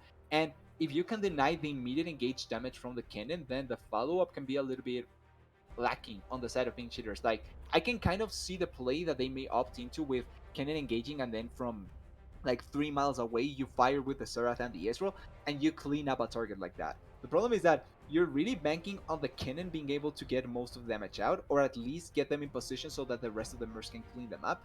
And if the Kennen is behind, or if he gets exhausted, or if the shields come through from the Karma, he loses quite a lot of value, and I'm not sure if it's going to work out that well. Now, there's a lot of prowess that we can see, and I feel like late game wise, being cheaters doesn't fall off, or it's not as dangerous as it was in the previous game, where they do actually have a couple of carries that they can play through, especially with the Ezreal and the Serath poke, that it's not bad late game. And then you also have a couple of champions that will be able to front line for you, as well as the danger of the Kennen on the sideline. But I think that VBU drafted really nicely this game. They have good team fight prowess. I like that they are playing the Karma with a really nice carry jungler. Because if you buff the Gwen, the Ezreal and the Serath may just end up dying, especially if the Gwen is able to utilize her mist with the extra buffing from the Karma. So it's kind of scary, but I can see BBU just straight up winning this game. But at the same time, Being Chillers does have a good composition that they can play better for later stages. Yep, absolutely. And you know what? Speaking of things that will have to go to the later stage, that is going to be our, short little delay break. Both compositions have absolutely lethal threats on both Yep. sides. And at this point, TDS, draft has been adjusted. No weak side top for the side of Hypnotic Scruff.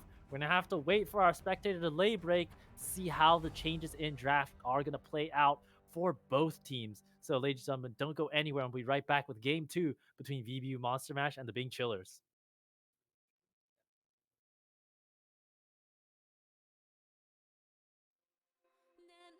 太陽星に瞬きを伝えて守るものがあるからきっと強くなれる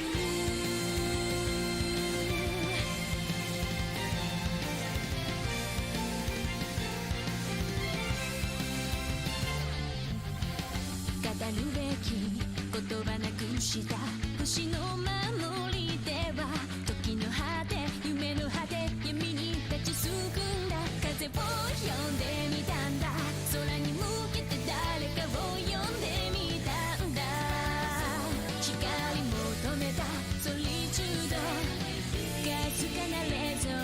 確かに届くロマンス、そんな流れ星たちを抱き留めた明日が見えなくだって乗り越えなくちゃって奇跡の奇跡描き未来へつなぐ Growing High 心のフォトンが銀河にこぼれて道を強く照らすバニーブライ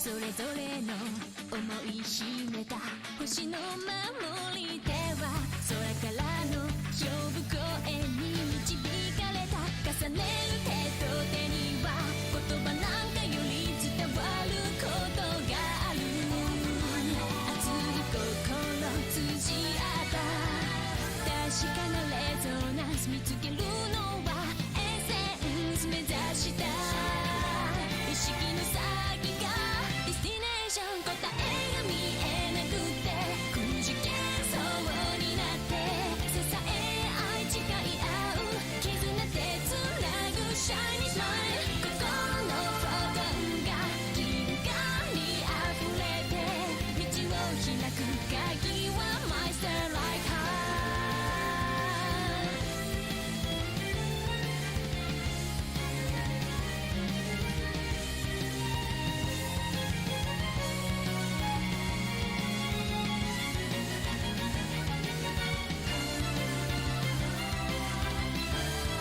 明日が見えなくだって乗り越えなくちゃって奇跡の奇跡描き未来へつなぐ Growing High 心のフォトンが銀河に溢れて道が開いたら羽ばたいてゆこうよ乗り越えてゆこうよ星空と溶け合っていつまでも行ける Fly High まっすぐ願いを世界に歌って新しい夜も新しい朝もここからまた始めよう My heart shines endlessly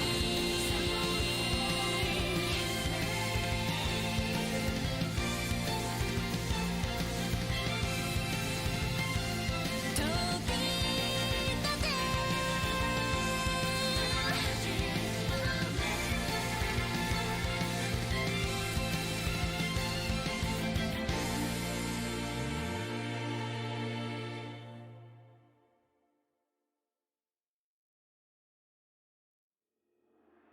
強い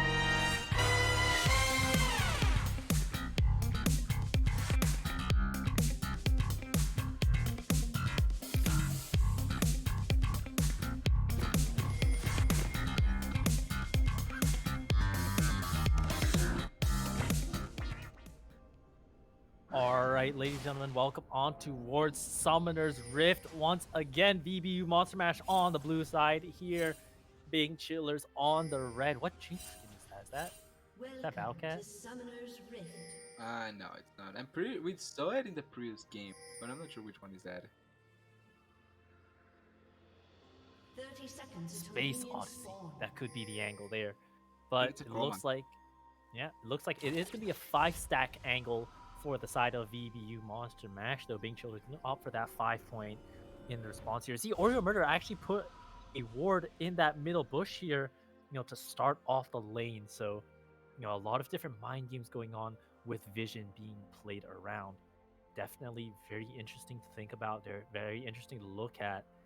Minions And have spawned. you know what? I'm all for it. We see here demo starting off with the Sapphire Crystal refillable potion, and last game, worked out well for him. That Sapphire Crystal start. Yeah. Expect that, played absolutely out of his mind on the Xerath there, tried to carry the team, but the early game accidents and early game tragedy just didn't play out the way they wanted to. Panzora has Ignite Teleport on the Monkey King. Yeah, and starting in the top side, I like the Ignite to use without the flash here, because really your flash here would be a little bit useless. If you try to flash away, you're more than likely are getting either stunned or pillared or both. So I feel like the flash, you're potentially dying anyway if you get caught out. I think that the Ignite gives you extra kill pressure, and against this cannon, it's going to be ideal. Yeah, we're Nice gonna see first the two. instant level 1 trade here. Panzora using that E and the attack speed steroid gets a huge trade on towards the box. So forces Really a flash flash. out of the cannon already, but Stunna is here in the top side and no flash on this Wukong. Only level 1 means that should be first blood going over towards that Trundle. Stunna starting off with that top lane gank. Yeah, and if Panzora just waits half a minute more to just play around the level 2, he 100% gets not only the kill, but he probably doesn't die against Stunna, which I think is the much more important thing, because Stunna started on top side. He started on the red buff. Yeah, we see a hook trade on towards Zymic Samurai as well. Oh, the Abyssal Void's gonna be used, but we're gonna jump in towards Fonzo. And once again, this Trundle is running him down here. Stunna does have flash available. The auto, the chop, the kill goes over towards the Trundle in the bot lane as well. Islamic Samurai is gonna get picked off. Can King Civil hit that Q?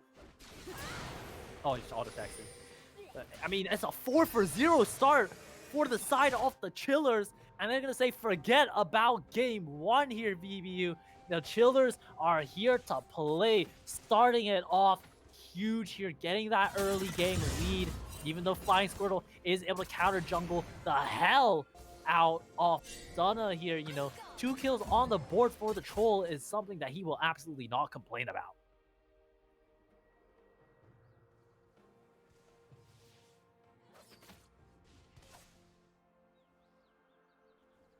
Oh, TDS, are you there?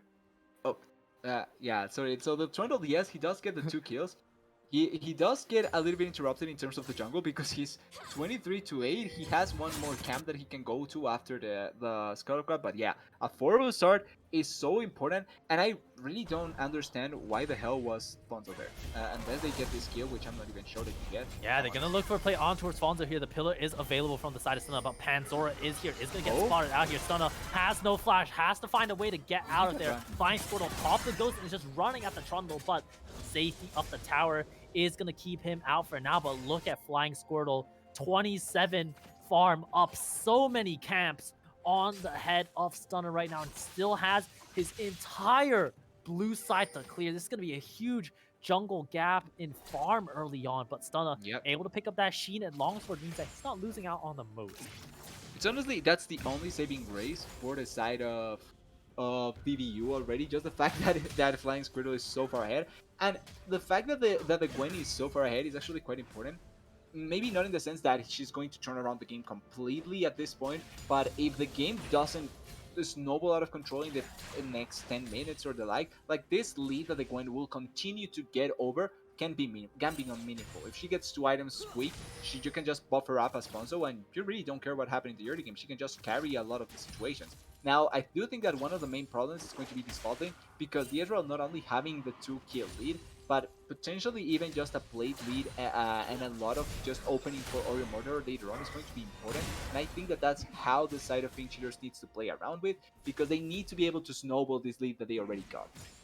Yeah, absolutely. Getting that early lead is the first step of the recipe, but how they can expand on towards that second half is going to be equally as important. And you know what? It's 1,200 gold lead. The biggest gap is probably just farm in terms of the jungle, but side of Big Chillers are going to start up the dragon here. And Mountain Dragon, good dragon to start off the game with. And looking at the game state right now, Stunna gave up a lot to be able to get that top lane play off, get that mid lane play off. So, you know, I think the next couple of minutes is how you can be able to recover that. Speaking of which, there's going to be a play on the mid lane on towards Fonzo. There's no flash on the Karma. Oreo Murderer picks up the kill. A little bit of an unfortunate kill take with that Ignite with the Nautilus autos there. But Demo is absolutely not complaining about that one. Look at Hypnotic Scruff holding a freeze up in the top lane as well. This is, you know, great position for the Kennen, who although had a burn flash in the early minutes of the lane, still looking very happy with the gold lead that he does have right now.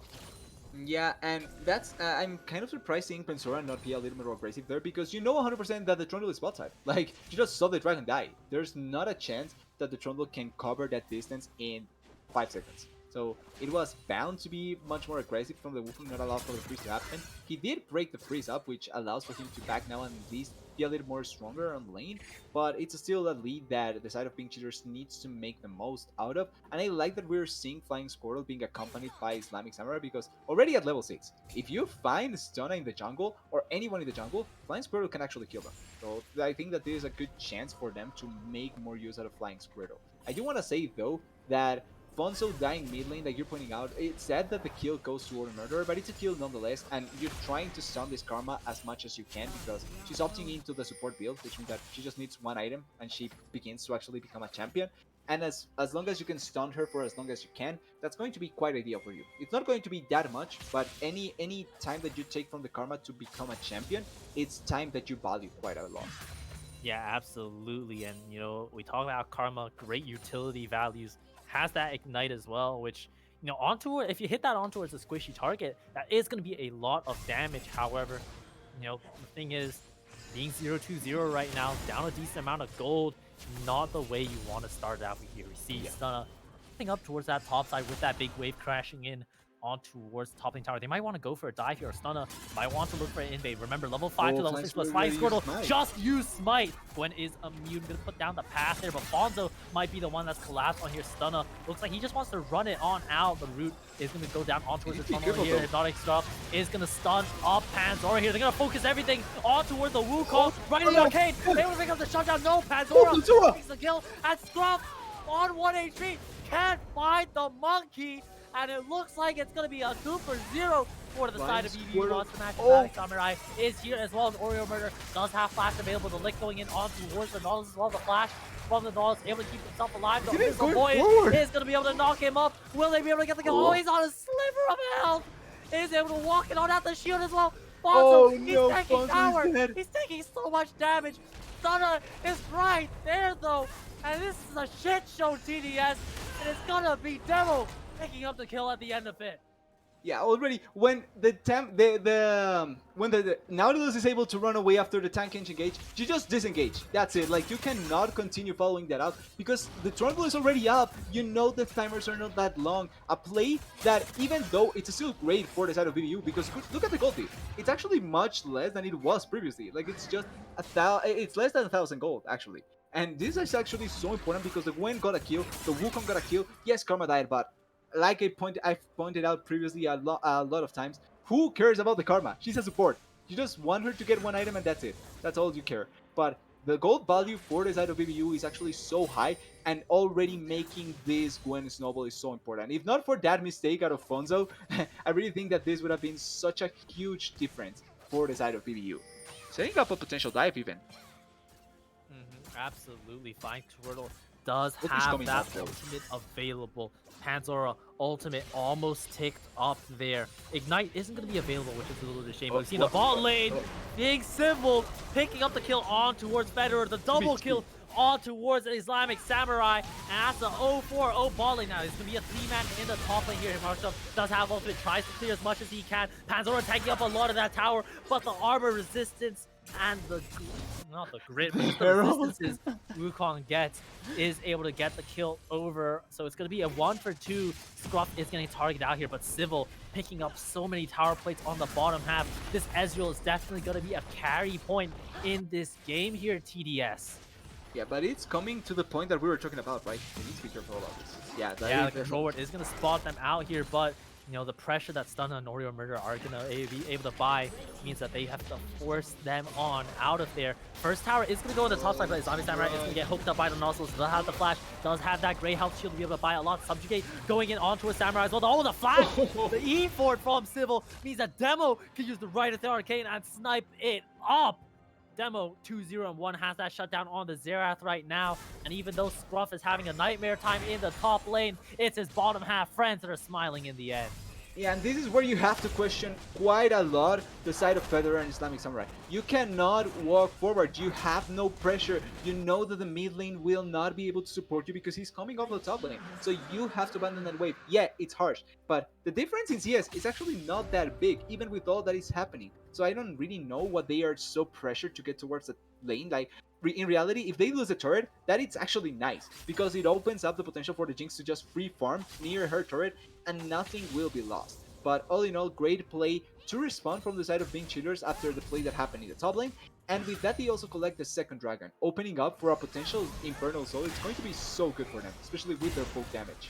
Yeah, absolutely. Speaking of damage, Demo looking to put on some damage on towards Pandora. No Wukong ultimate available just yet, but Flying Squirtle is here. The Xerath is just doing as much as he can to pump out damage on towards the side of VBU here. Oh, we see Flying Squirtle's gonna go in, chop away on Demo, forces the flash out of the Xerath though, but Oreo Murder is here to warden on out his mid laner.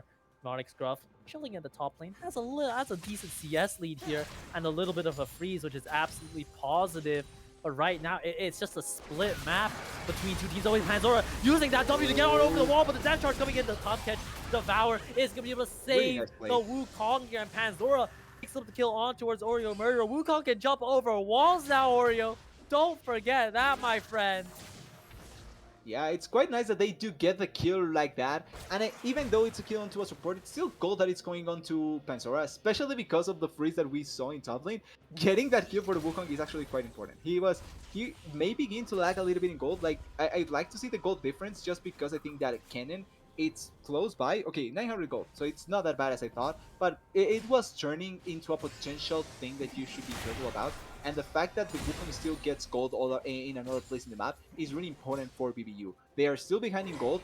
It's not a huge gold lead, but they are still behind. So they'd rather make that gold lead as little as possible, especially coming into the 20-minute mark, into the 25-minute mark, where the Jinx actually becomes a champion, where the Gwen will have 2 items, and when the Wukong as well will have another item to play around with. Yeah, I saw Demo miss Cannon. Felt a little bit sad there, TDS, I'm not gonna lie. But, you hit the hill. Yeah, it happened. They hit the nail right on the head here now. The gold lead has cut down to only 1,000 gold in favor of Bing Churs, and it's a lot of it. In fact, all of it is in the bottom and middle lane here. Look at King Civil, look at Demo, look at how ahead they are, over their lane counterparts, and they do have a lot of damage to dump. And if Ezreal can stay safe, he will be unkillable. Yeah, that's a lot of what you're banking on. Yeah. 2 minutes until the next, Infernal Dragon is gonna be up, and I think this is gonna be, the first real fight where we're gonna see a 5-on-5 action potentially, and I think that's gonna be it's gonna be a really important turning point here. If VBU are able to pick it up, they can definitely play. Oh my god, with that damage from Demo, but like I was saying, if VBU is able to pick up this dragon, it definitely spark the flame for a comeback, helping their bottom lane get through that early deficit. But if Bing Chillers can pick it up, it definitely will help out. We see here Stunna just traversing. He doesn't know that Squirtle and Pandora are right there. Question mark pings are going on both sides though.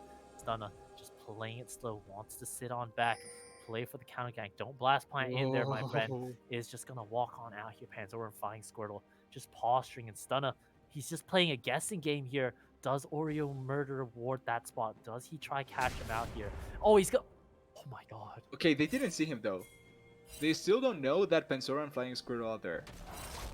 Yeah, I mean, Stunna's just gonna clear out the ward here, and Flying Squirtle is just playing a horror game. They're finally gonna spot out the Gwen jumping on over. King but Sybil Ezreal has to get on does out here. flash The it. ghost pop by Flying Squirtle as well. King Sybil might be in trouble. Does have that flash to get on out here. Oh, Uses the heal here. Everything is committed, and the shutdown is rewarded to Flying Squirtle. The kill is gonna be traded away back from Stunna, and the Gwen does have that ghost bombing with a flash forward from Stunna. Picks up the double kill for the Trundle here.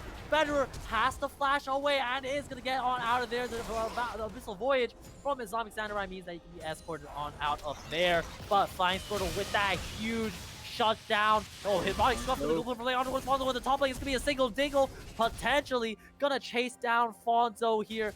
Can Hypnotic Scruff get it? He sees the Blast Plant go on over. Does have that mantra empowered abilities to teleport coming in from the side of Panzer as well. But this is really important here, TDS. There is no teleport for the Dragon. Hypnotic snipe from Demo right of the arcade. Spells you right back to the gray screen, TDS. Yeah, they're going to keep going to chase on towards Hypnotic Scruff here, but the side of Demo is just going to dissuade it. That's a really low Wukong. If he goes for that jump in, that's a huge commitment as well. Hypnotic Scruff is buying so much time. Look at Stunna, look at King Sybil, look at what they're doing. Yeah, that is Hypnotic Scruff is going to execute himself. That was so dumb by Pensora. Highway robbery. Yeah, but that, like, I cannot not say this. Like, that was so dumb by Pensora. You have to commit for the play. You cannot let Hypnotic Scruff get away with that. You have to kill him. Even if you die, you have to kill him. Because you already died, so your shutdown is over. Flying Squirrel also messed up. And not talking about the combo in the bottom, because they also messed up. Pensora messed up the combo at the start because he ultimated in. He canceled his ultimate, and then he used the second ultimate in. But because he already used the ultimate in the first round and didn't actually use it correctly, at the end, King Sybil was able to buy enough time for them to just be under turret and get collapsed on. I feel like a lot of mistakes piling up for the side of VBU, and at the end they get completely punished. Really nice play by being cheaters, making the most out of those mistakes, but really I think a pretty important difference seeing from the previous game of VBU to this one. Yeah, absolutely. And I mean, it's just a huge tempo swing all over the place. I mean, the fact that VBU decided to chase for a 0-2 Kennen, who's 0-3 now, but granted the execute doesn't mean anything, but the fact that they committed so many resources to chasing down Scruff means that, you know, the rest of the chillers were just able to collect, you know, resources on the map for free. And even though Flying Squirrel was able to pick up that huge shutdown on towards King Sybil, you know, it didn't get to mean anything because there was no team fight played out. Warrior Murder gave away over the wall. He gave away a shutdown from himself 1,000 gold. Yeah, 1,000 gold. It's riddle though. The kill is here. King Sybil gonna be trying to go for poke here, but Gwen is immune, and it's gonna be Oreo Murderer that is gonna be punished out here. Sorry, so going in for the TP flank, going in for the ultimate, able to blow up that Tom Kent, but the rest of the squad are chasing him down. Double going over to ultimate is not available just yet, and King Sybil and Demo are looking to deal the damage here right in the arcade. Means that Demo is on a rampage right now. All the damage is being dumped out. Fonzo's gonna be in trouble here. Flying Squirtle able to pick up the side of Squirtle. Flying Squirtle is gonna trade away. Look at the conqueror damage. Look at Pandora coming in on a killing spree. Demo is gonna do as much as he can on that Xerath, but King Sybil, you don't jump on it into the Gwen W, my friend. Gwen is immune, and the two Conqueror champions cut and hit their way back into the team fight. Squirtle saved the team fight in such a way that I cannot describe it. Like, okay, no, Pensora, don't fall for it. Okay, he got it. Oh my god, Pandora! At least he got it. Gets the kill on Demo. That's a huge shutdown. Going on towards this Wukong, jumping forward, playing with the invisibility, using the ignite, and Panzora is a one-man army trying to bring them back into the game. Hey, I don't want to say one-man army. Flying Squirtle is also there. They are both trying to do their best, and even though we come from the mistakes from Pensora, this time around he played that team fight so nicely. Like, both Pensora and Flying Squirrel played around the edge of a lot of abilities. Like, we need to remember that there was a point in the fight that they were so low in health, but they just went away from the Xerath ultimate, played around it super nicely, and then re-engaged to get the kill. Really important that those things happen, because we were about to go into a dragon fight where there's already a soul point for the side of being cheaters, and if they were not strong enough, they could have potentially lost the game out of losing that dragon fight. But really important turnaround, really nice team fight by the side of VBU, and we may get a really, really exciting last fight for the Dragon in the coming minute and a half. Yeah, absolutely. I mean, Infernal Soul is it's a banger one. It's crucial for the side of Bing Chillers to be able to secure it, and that gold lead Yeah. has dwindled even more here. TDS 900 Yeah, gold it's separating really the low. two squads. It's actually really low. Surprisingly, with how the game started to this point, it's surprising how little the gold lead went for Bing Chillers, and instead it just blows up for VBU. But gold leads matter just as much as you get objectives with them, and this objective is going to be crucial for both teams. One is soul point, the other one is just to try and stop the soul. So it's really, really important that both teams are able to fight this. Oh wait, You know, Flying Squirrel gonna use that W, gonna chop away a little bit of health on the side of King Silver here. They're gonna use the Rift Hair on towards that mid lane, but the wave clear from King Silver is a lot here. The side of VBU want to look for some priority here with that Rift Hair. Oh, They're he able to didn't get kill it, give away some XP plus 25 in towards the pockets of Stun here now. The side of Big Chillers want to run into towards there's the like river. members VBU here.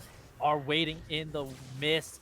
Panzora is in that bottom lane though. They're gonna go for the Oh, hook the on hook? towards Tom Kench here. Gonna play it slow here. The teleport from the side of Panzora on towards the flank. The side of Bing Chillers are ready to respond to as well. They're gonna go for that Wukong ultimate. The cycle going in for the right of the arcade. On towards the backline is so much here. Hypnotic Scuff gonna go in towards that Zon. So cool here. Wukong! Panzora dropping on the backline 1v4. It's gonna get Let's CC go. down. It's gonna get picked up by the side of Oreo Murder as well. Fight is to go on with 1-for-1. Both top laners going down here, but it looks like it's the side of the Chillers we to rush have it? the advantage so far. No Gwen ultimate available here, and the poke from King Silver is going to be looked on. Okay. And Oreo Murder is going to get hooked on towards the side of Islamic Samurai as well. Flying Squirrel is Okay, going to they pick up do that get the objective dragon. bounded on towards the Dragon. King He's Silver! going to be chopping away. King Silver dead! is going to miss position. Oh no, King Silver is going to get picked off here. And as Van well. Moor is going to get the kill on towards Stunner. Just one more. Oh no, not going to be able to get it. That's going to be a one fight for the side of BBU monster match on a knife's edge here, TDS. Yeah, and I don't know how King Civil ended up in that situation. Like, he was poking, but when your team is on the side and you're the only one going for the dragon, you have to stay with your team. He went too far forward, gets collapsed by Flying Squirrel, and at the end just gets a kill. Demo can get a kill here on Islamic Summer, so Islamic needs to be careful. But all in all, teamfight win for BBU. They get the dragon. Look at the gold lead. It's no longer there. And Pansora, once again, I really like the teamfight there because even though he died, he got so much done. He stopped everything from the side of being cheaters and was able to open up so much space for BBU. Great teamfight, great turnaround, and this game is way closer than we expected when the game started. Yeah, absolutely, TS. And quite frankly, I think Civil kind of ran it there. You know, running face first into the Gwen. The last team fight he did that, and yeah, it didn't go so well the first time. So I don't know what he was thinking. You know what, maybe the second time it'll go a little bit better. You know, wait for the front line to just walk up. While, you know, Big Chillers did look like they were winning the front line fight thanks to poke from Demo. Stunna just buying a lot of presence. The fact that Civil ran in on there, you know, looking like Sven on TSM right now, getting caught out by the jungler, giving away the objective, and what could have been an instant Infernal Soul for the side of Bing Chillers is a lifeline for the side of VBU. The game is dead even right now, and yeah, at this point, it's anyone's game. Yeah, and with 3 minutes for the next dragon, Federer is bound to get a second item. Karma can potentially get another component or even another item because support itemization is actually quite cheap. And this is what we were talking about. The shields from the Karma as well as the Locket, even though Karma didn't opt into the Locket plus the Karma shield is just so much value against this cannon. Like, I haven't seen a fight where I've been convinced that the cannon ultimate has changed anything, right? And it's just the value out of those shields that is so huge. Kingsville needs to be careful. Yeah, I mean, GS, I don't know if you can hear it. My throat is kind of going through it right now, man. I think everyone is kind of going through it. Everyone is kind of going through it right now. The Bing Chillers are going through it. VBU Monster Mash, they're going through it right now, and they're just taking it slow here. Panthora is able to take out that bottom lane tower here, but looks like both teams are going to A-ram it right now. It's going to look for the hook on towards Exile Samurai once again, and Flash going to be burnt from Tom Catch as well. Hypnotic Stuff is going to walk up, just get that Q off the Shuriken toss. so Demo much shield. waiting with the right of the arcane. One more shot would do it, but they're gonna Flying Squirtle is gonna look on towards the front line as well. 1,000 cuts, not gonna get the effect that you would hope for on the Gwen as well. With Gwen, Oh, the no, Gwen! Flying Flying Squirtle! Squirtle might be in trouble. Panzora, look at Panzora on the side though. The side of Big Chillers need to play appropriately. The Cyclone is Panzora's gonna there as well. hook the Wukong as well. The Cyclone is gonna be used on towards Kingdom with the instant arcade shift away, buying a lot of space. Hypnotic stuff is gonna run in right on towards Fonzo as well. Able to he's blow dead. off the Karma. It's gonna get traded in return. Warrior Murder is gonna hook up the top catch on his Diamond Samurai. Panzora just tanking up so much. How the fuck is Panzora full health already, TDS? He was at 1 health earlier ago, and he's just back to full. Look at that item right there. It's the Death Dance. He's not dying. He's instead killing people. And really nicely by Panzora. It looks so harsh. And I want to say that if Flying Squirtle just waits a little bit more on that potential engage, he just doesn't even need to die there or pop Sunjust. Like, he just needs to skirt around, wait a little bit longer. And if Panzora is there, they 100% with that fight with Flying Squirtle. That was closer than it needed to be with a 4v5, and they still are able to pull it off on the side of VBU. They're even ahead of in gold now. So it's just becoming such a tough game for being chillers. And even though VBU doesn't necessarily... Oh, wait.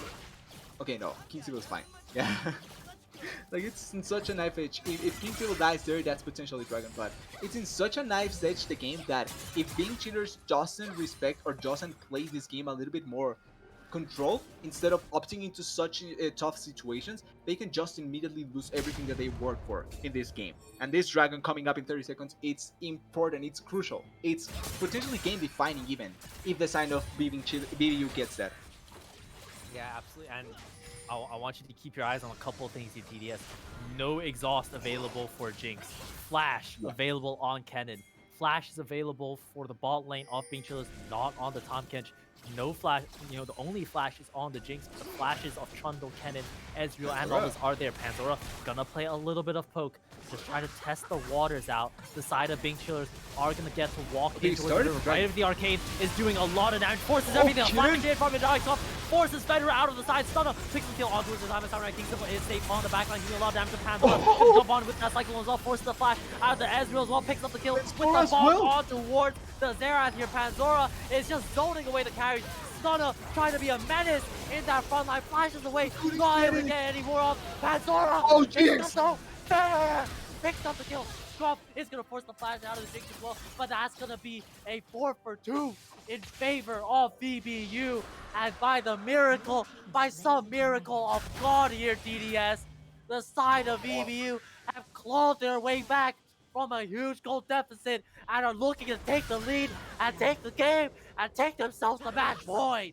You say a sign of God, but I would call it Flying Squirtle playing this game out of his mind, as well as Panzora. Like, they are doing everything right this game. Panzora, that engage, it looks so perfect for being chillers because of the positioning, but it turned around so magnificently for the side of BBU with Panzora, with Flying Squirtle. TP by Demo, they are trying to stop this Baron for it to allow for Sona to get here, but I think they have enough damage to be able to do it before Sona gets here. Oh, Flying Squirtle, he needs to be careful, he cannot die. What? What the fuck? Excuse my French there, but what? Demo just pulled off the impossible. He didn't have Smite? Flying Squirtle just... If anything, can we get a rewind on that? That's a rewind-worthy moment. This is actually right the there. first time in my life that I've asked for that I want to see a rewind as well. Like, that doesn't make sense. Yeah, I mean, if we slow it down here, we look at Flying Squirtle's health bar getting extremely low, and that W is just gonna pick up the... It was just a W steal. There was no smite on Flying Squirtle. And I think he missed smite because the smite cooldown is down. So I think he missed smite at the same time that Demo threw the W. If they just wait a little bit longer, they got that. Oh no. Well, it's not game over for VBU, don't get me wrong, but that is game-saving play by Demo. Just by doing that. That can actually just be the game once again for being cheaters. Yeah, I mean, that was a game-saving Baron steal right there, TDS. You know, if the side of VBU pick up the Baron, Panzora wants to look for a play on towards side of us. Stunner might have just walked way too far there. Panzora gets the cycle and shutdown, goes over towards the side of Federer. Oriomurder is going to live with the Dyson shield from the Jinx rocket. And you know what? VBU gave themselves a little bit more breathing room thanks to that pick from Panzora, looking on towards Stunner there, but still that is a Baron buff. That is a lot of pressure that the side of the Chillers can buy.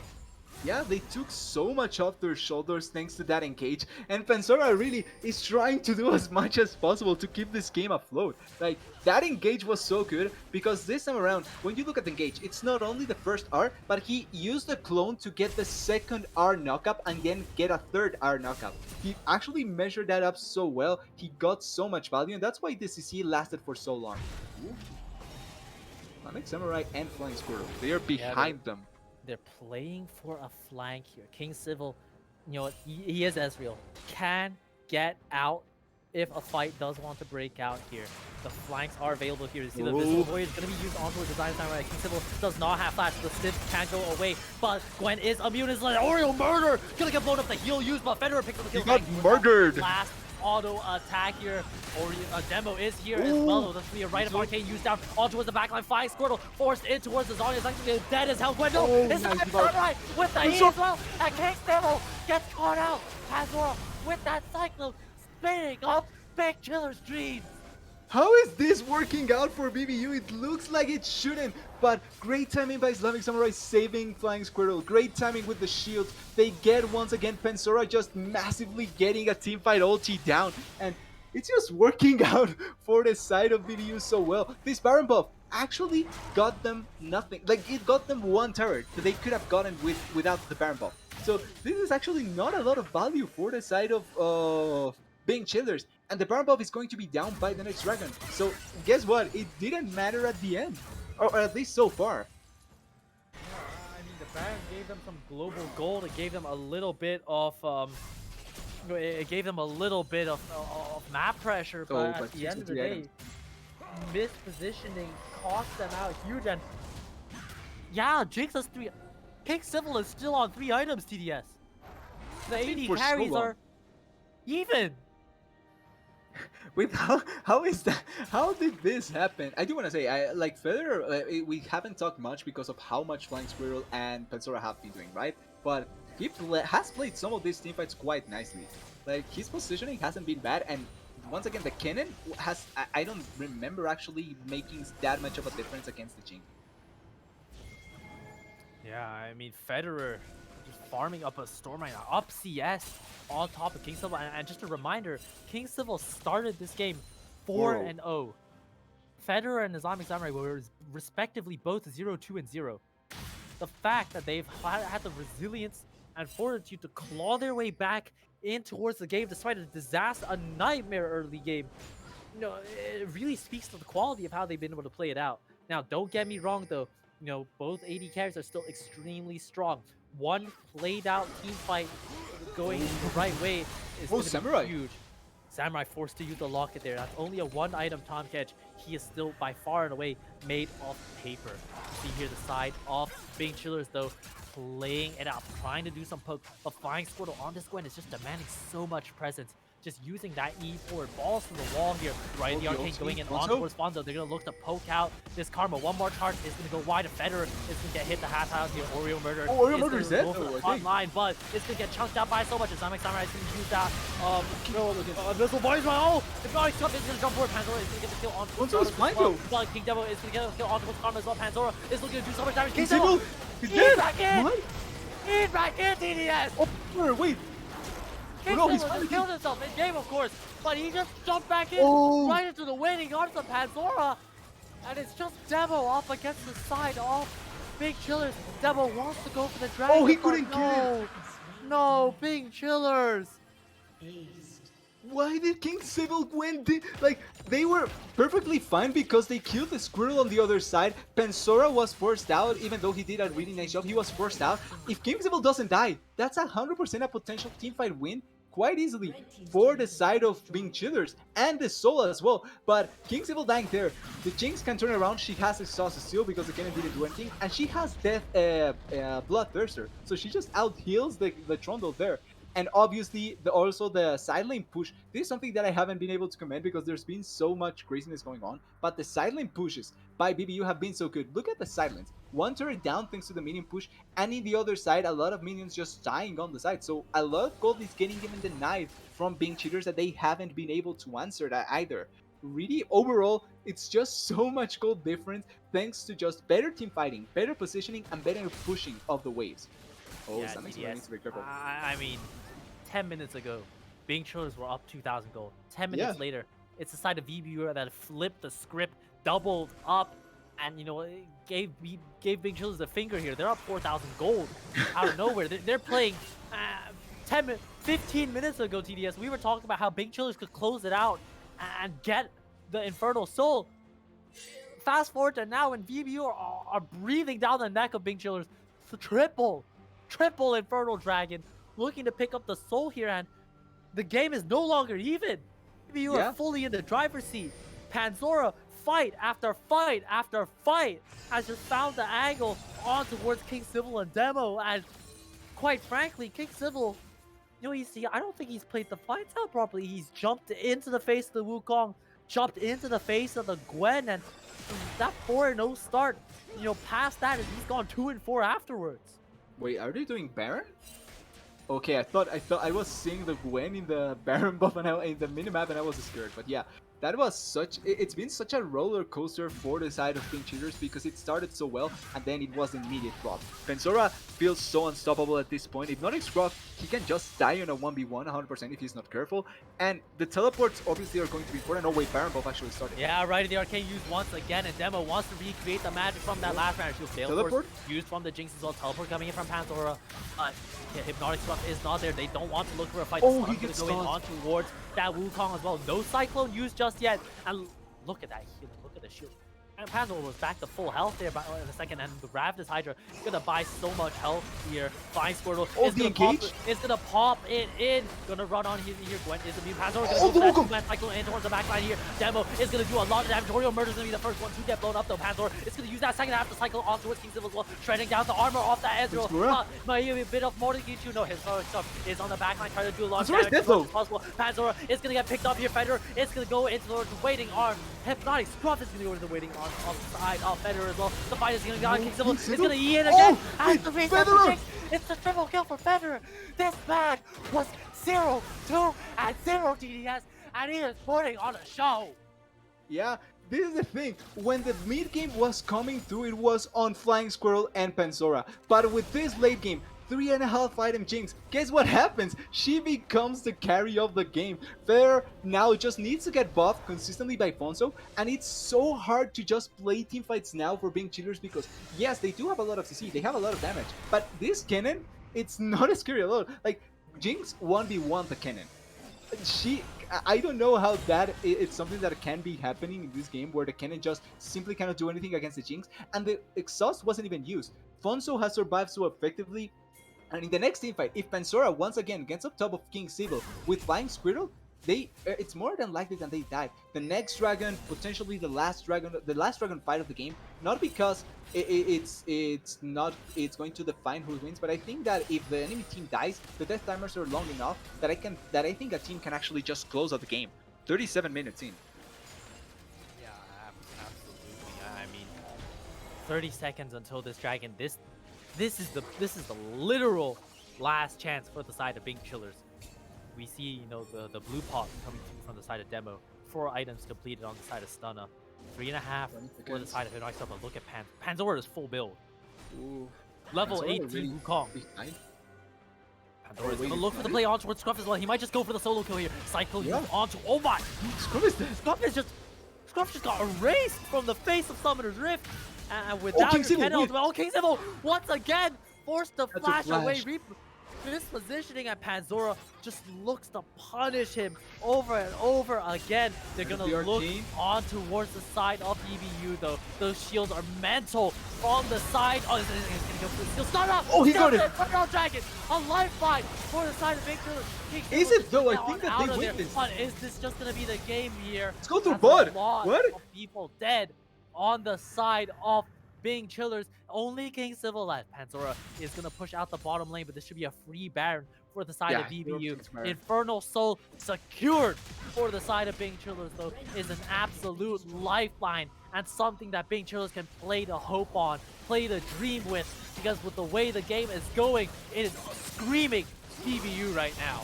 Yeah, and even though Flying Squirtle has been missing those smite defining plays, it doesn't matter that much. They are getting the value out of the team fights. They cannot kill them. Yeah, that's a lot of damage going in onto Pandora as well. Kingsley was going to eat in once again. The cycle coming in. Pandora is going to look to turn the fight though. That's a lot of damage that Pandora is able to do. Will he get the kill? Oh, he no, didn't King get it. Civil gets it with the WE.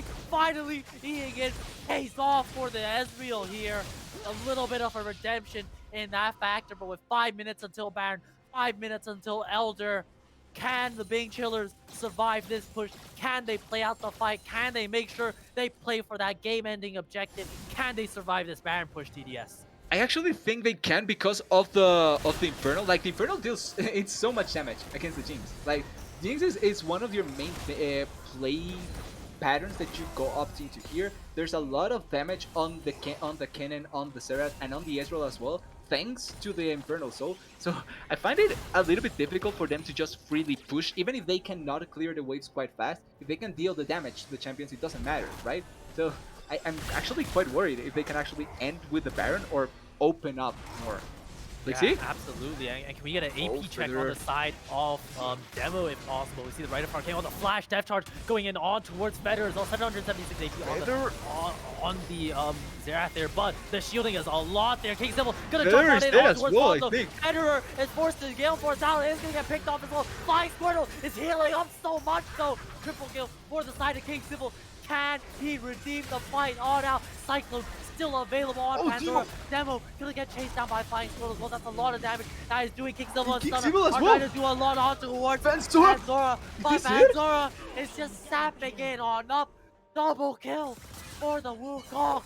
And it's Flying What is Squirtle going- able to pick up the kill on towards Demo on that front side as well. I thought King Civil, that could have been the fight for him. But with the Baron Nashor, with the damage that BBU are doing, they're gonna Just look to ignore push his us That's to it. match point. That's it! They were able to do it, and that was the fear, right? With the Infernal Soul, you get enough damage to kill, and Feather died really quickly in that fight, even though he dealt quite a bit of damage. He died so quickly, but the heroes of the game, the heroes of the series so far, Pansora and Flying Squirtle, are just carrying this team fight and are just making everything work out for VBU. The game started 4-0. Without counting on the Ezreal, 4-0. Then the Ezreal went to be 4-0 himself. And the mid game just immediately spiked for BBU. They turned around. Pensora and Flying Squirtle carried out of their minds.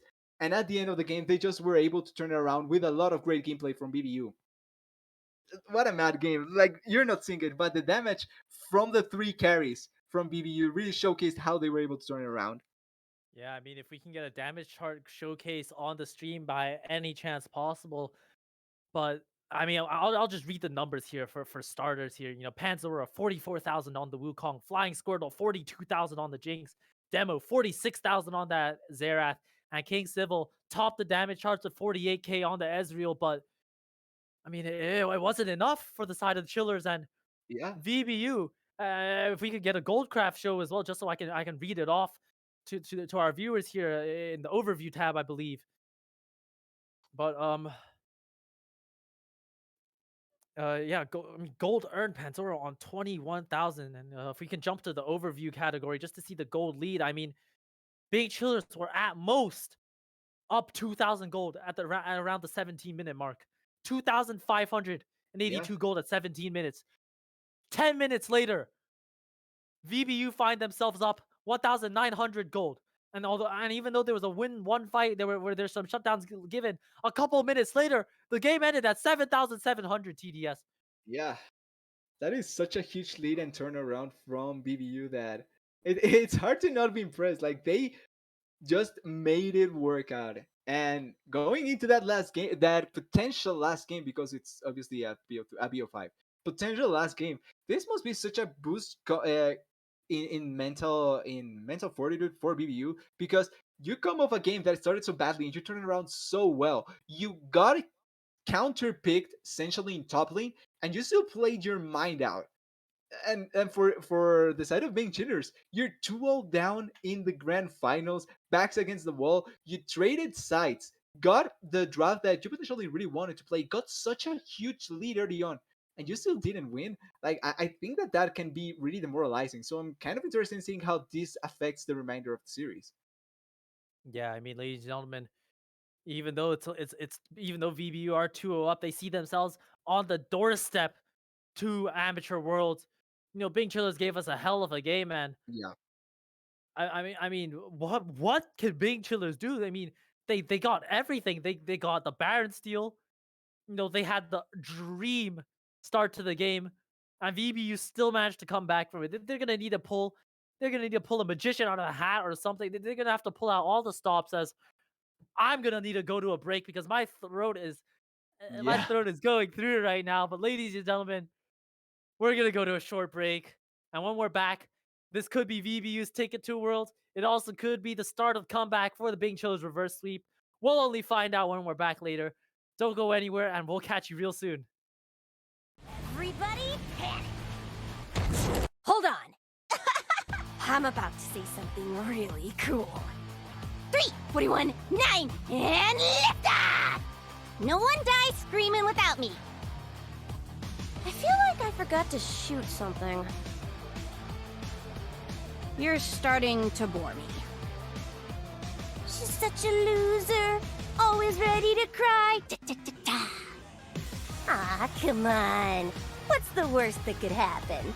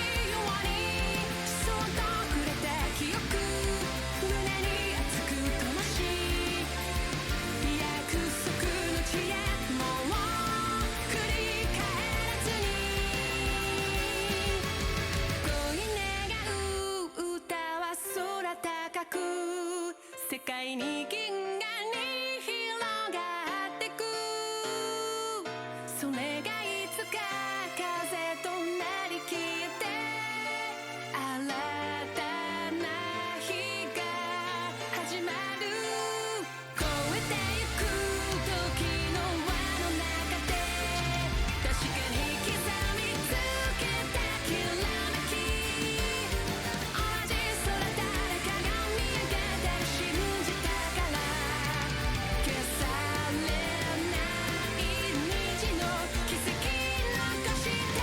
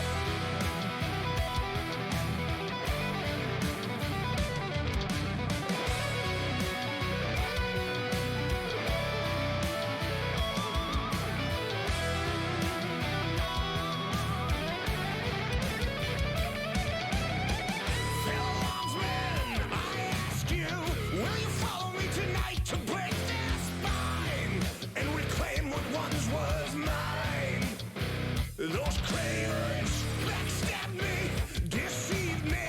Never shall I tolerate their crimes again. Now let the hunt begin.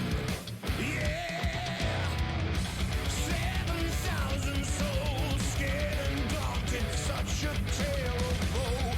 Not too long ago, this village was a golden scene of hope. Hold down the reckoning to blame and hope and peace. Restore our glory to live forever. Yeah, bring down the dark regime. I know how to unleash eternal power. Lead us to order. I am the light bringer. Yeah. I am the light bringer. Now listen, fellow warriors, I ask you, should my campaign come to an end? There's way more to avenge. Oh, 50 million souls living in this realm without much hope. Not too long ago, this kingdom was a golden state of hope.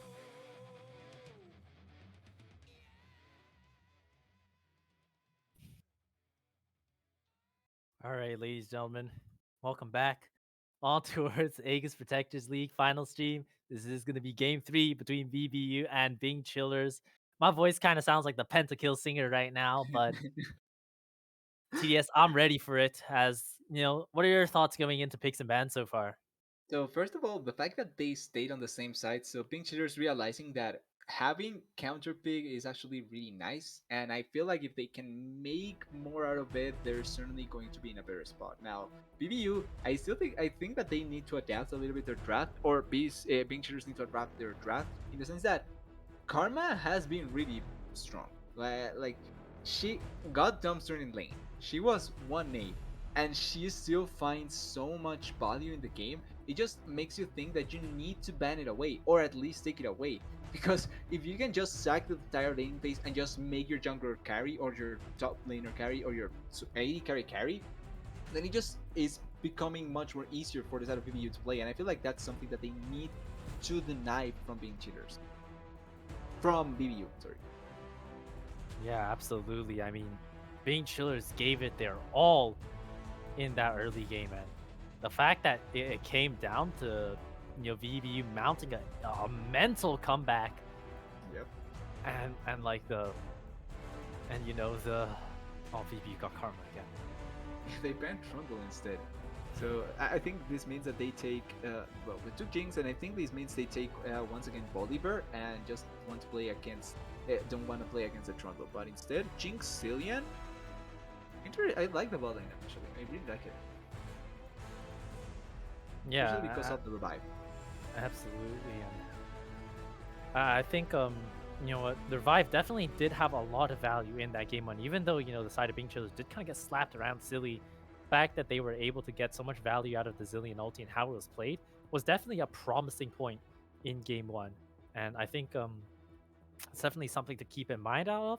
And if Bing Chillers can execute better, they definitely can capitalize on it a lot more. But we see that Zaya hover there, TDS. And as a Zaya expert myself, I can tell you she is by True. far and away a tier one, S tier, Z tier AD carry right now. And the fact that she's only been locked in game three is a travesty. And I'm excited to Yeah. see, the pick showing up on the Rift right now.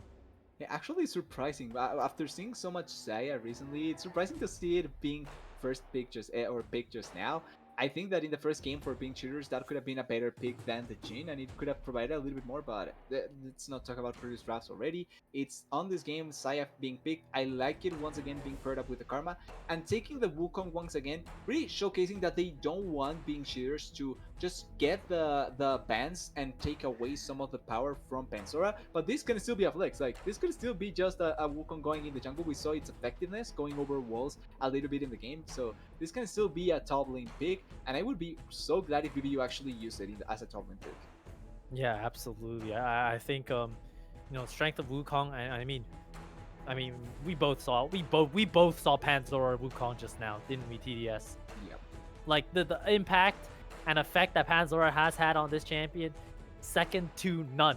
The set counter pick lock in for the side of Scruff is definitely interesting. Haven't seen as much offset from the side of Scruff, not as heavy as a carry champion, but can definitely get things going in the side lane if he plays it out properly. So I'm really curious to see how that ends up working out. And I think with that being locked in, definitely some potential there. I'm not gonna lie there, Yeah. but you see Tom Ken's gonna get banned away here, and they're gonna target out the support pool for Islamic Samurai here.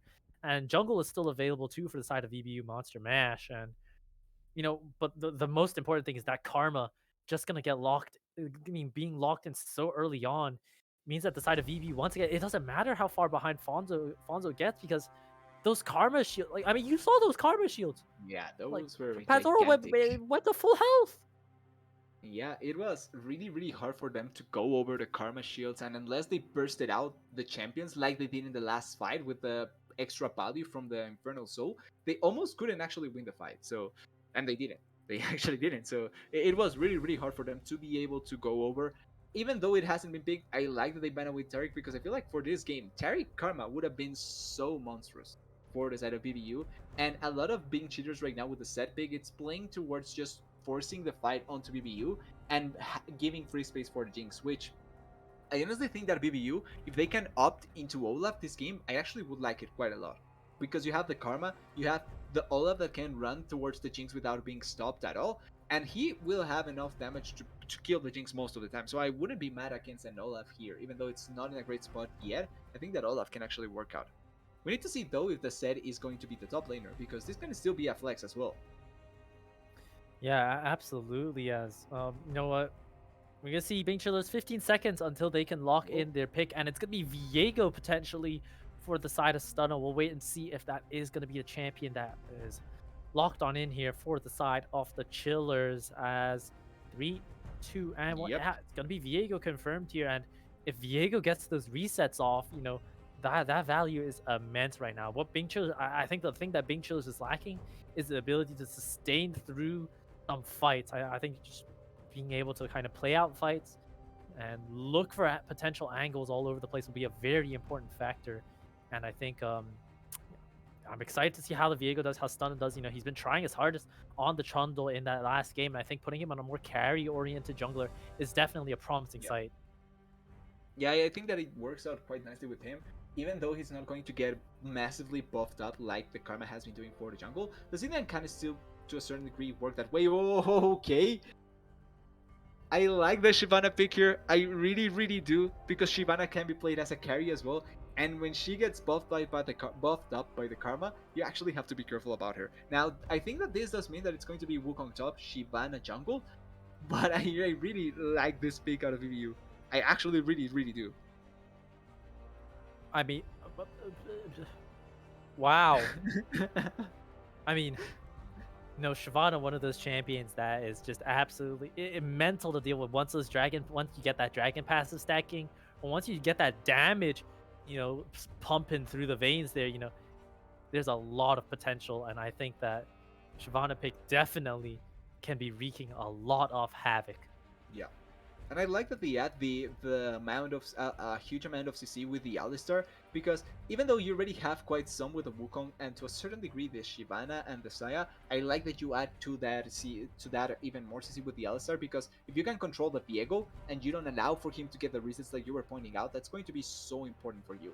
Mordekaiser was banned away every previous game and left open finally for this last game for being cheaters. I think one of the second time that we see being cheaters giving counter pick to Scruff, and we need to see how he performs, because even though in the last game he did get the counter pick, it wasn't that impressive. Even though he even got an assist early on in the matchup.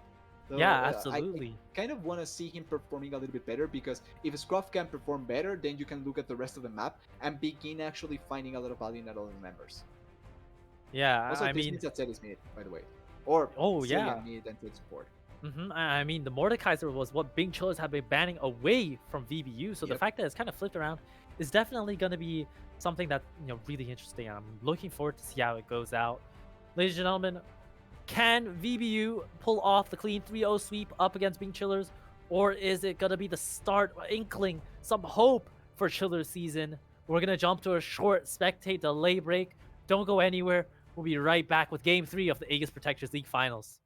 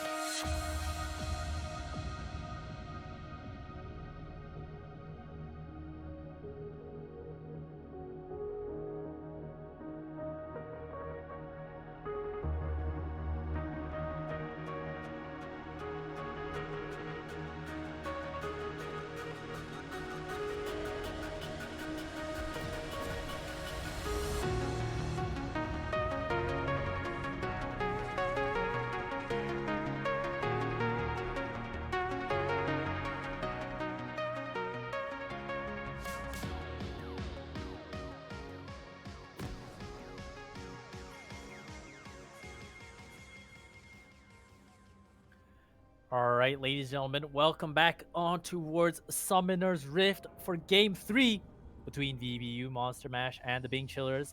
I'm Jason Group 5. I have TDS with me. As you can tell, my voice is a little bit recovered.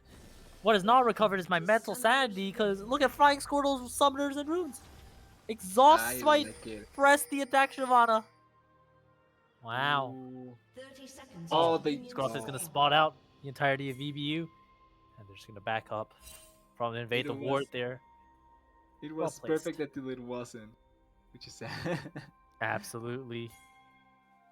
This means that they do get a little bit of shared information, but a little bit better for the side of Pink Chillers, as we can see. One inside of the red side jungle, one inside of the blue side jungle. So they have complete information about where does the Shyvana start. Now, I do want to touch on the summoners because I actually quite like the fact that she opted into the exhaust.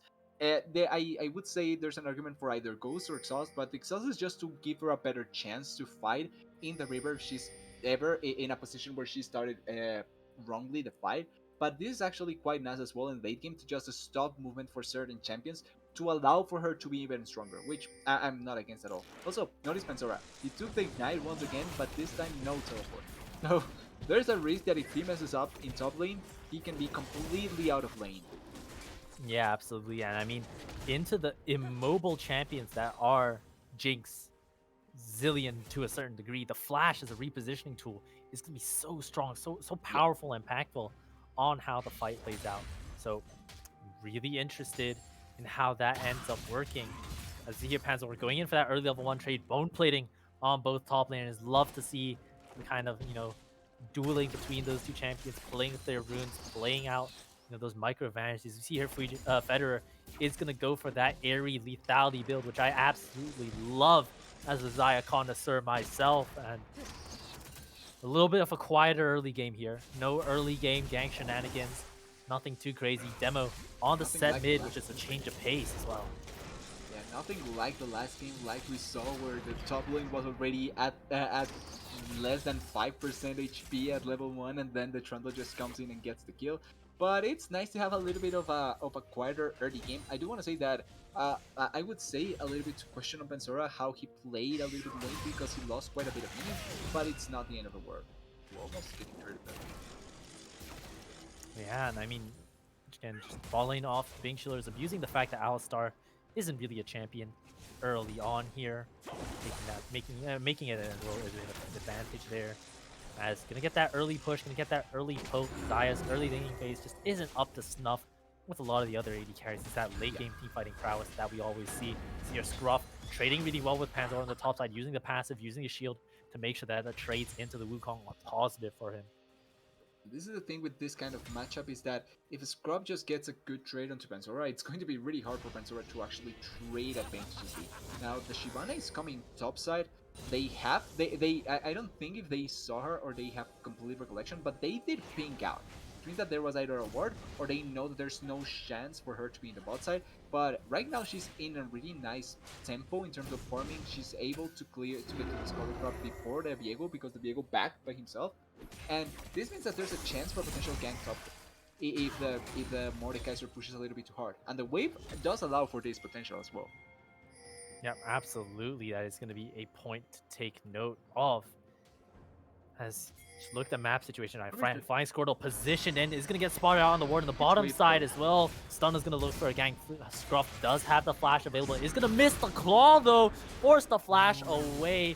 And that's a little bit of a shame here. Stunna is going to get into that bottom half. Pressure the VBU ball lane away from this fat minion wave. So even though the gank in the top lane results in the flash, the bottom lane, not exactly a gank, but still a lot of great pressure and proximity to make sure that the gold flow does go the Bing Chillers bot lane. Yeah, and they are still trying to keep up a little bit vision over Pansora. Oh wait, actually, Pandora gonna go for the trade on towards Scruff once again. The shield and a lot of resistance is gonna keep him alive once again. But the thing is with this play, the fact that they don't get any kills onto Hypnotic Scruff actually benefits Scruff quite greatly because yes, he blew the flash, but the wave is huge. He's going to get a nice CS lead, and he also has the teleport advantage, so it's not like he cannot come back here quite quickly. Ooh, the bot lane. Samurai. Yeah, Samurai might be in trouble here. The Jinx trap's really well placed as well. Is going to go for the headbutt and the pulverized flash follow-up. Oh my goodness, Islamic Samurai just slices up Stunna. First blood going over towards Federer. That was such a great Alistar play. No, I didn't expect that. I was just thinking that he was going to use the combo and flash away immediately, not actually make the combo work out so that he gets on top on the turret range and dies immediately. This benefits so much the side of VBU because it's not only the kill that they get. The wave was going to be so huge for the side of being cheaters. Like this pushing this wave was so important, and the fact that they don't get completely punished with how big the wave is so important. Now, it's a bit gank, so I think Stunna gonna go for the V gank here. Islamic Samurai is gonna get picked off here thanks to the bomb for Warrior Murder. The flash W from Stunna is gonna go wide. Federer does have flash and heal available, forced to use the flash out, and the side of the chillers get a kill in return. Yeah, but there's a huge difference with the first blood and this second kill. It's the first blood going onto the Saya, and the kill onto Islamic Samurai sadly goes onto the Cillian. So it's not the most ideal of traits that you can opt into. And this also means that Flying Squirrel once again can try and get a lead. Oh. Yeah, Demo gonna go for the flash, but doesn't get the stun on towards Fonzo. Flying Squirtle is right here on the receiving end as well. Set does have that suplex available. Oh, Panzora might go for the solo kill. The top lane, no, it's gonna be a 1-for-1 trade between both top laners here. Fonzo gonna force the side of Demo and Stunna back out thanks to the rope from Islamic Samurai 2. And it's 2 for 2, but it's gonna be a slight gold lead in the favor of VBU Monster Mash. Yeah, it's because of the kill that the Wukong does get. Importantly though, I would like to pan quickly towards the top lane. Look at the wave. The wave is actually not in that great of a spot, and if Hypnotic Scrub just wants to, he can do this. He can freeze it in position. So even though the Wukong gets the kill, it's not the best of value. Oh! Absolutely. Oh, it's gonna be a huge fight here. Shyvana going at a 3-man knockup from Islamic Samurai. Is gonna get punched back in from the side of Demo. The first kill going over towards the side of King Symbol. Stunna does have the Alistar, does have the chase onwards. Is there gonna be a stun from Oreo Murderer? No, but the headbutt pulverize from Stunna from that stolen body is gonna do a lot to stun on towards Federer as well. No flash available on the Xayah. Panzora is on the backline here. No Cyclone available. Stunna has to kite away. He's taking the body off the ADC though, so extremely squishy. Fonzo is gonna look for the kill. No, Flying Squirtle's gonna be the one picking up King Symbol in the backline as well. And it's just gonna be a Jinx who's gonna be picked off for free. Double kill going over towards Panzora, going over towards this MVP top laner. That's gonna be 5-4 in favor of VBU Monster Mash once again. Yeah, and quite important that Panzora gets those kills, because in top lane, we're talking about this again, there's a huge freeze in the top side, which means that there's a lot of minions that Panzora will be losing. So the fact that he's able to trade around, get a couple of kills, and not lose on that much hope, it's really, really important.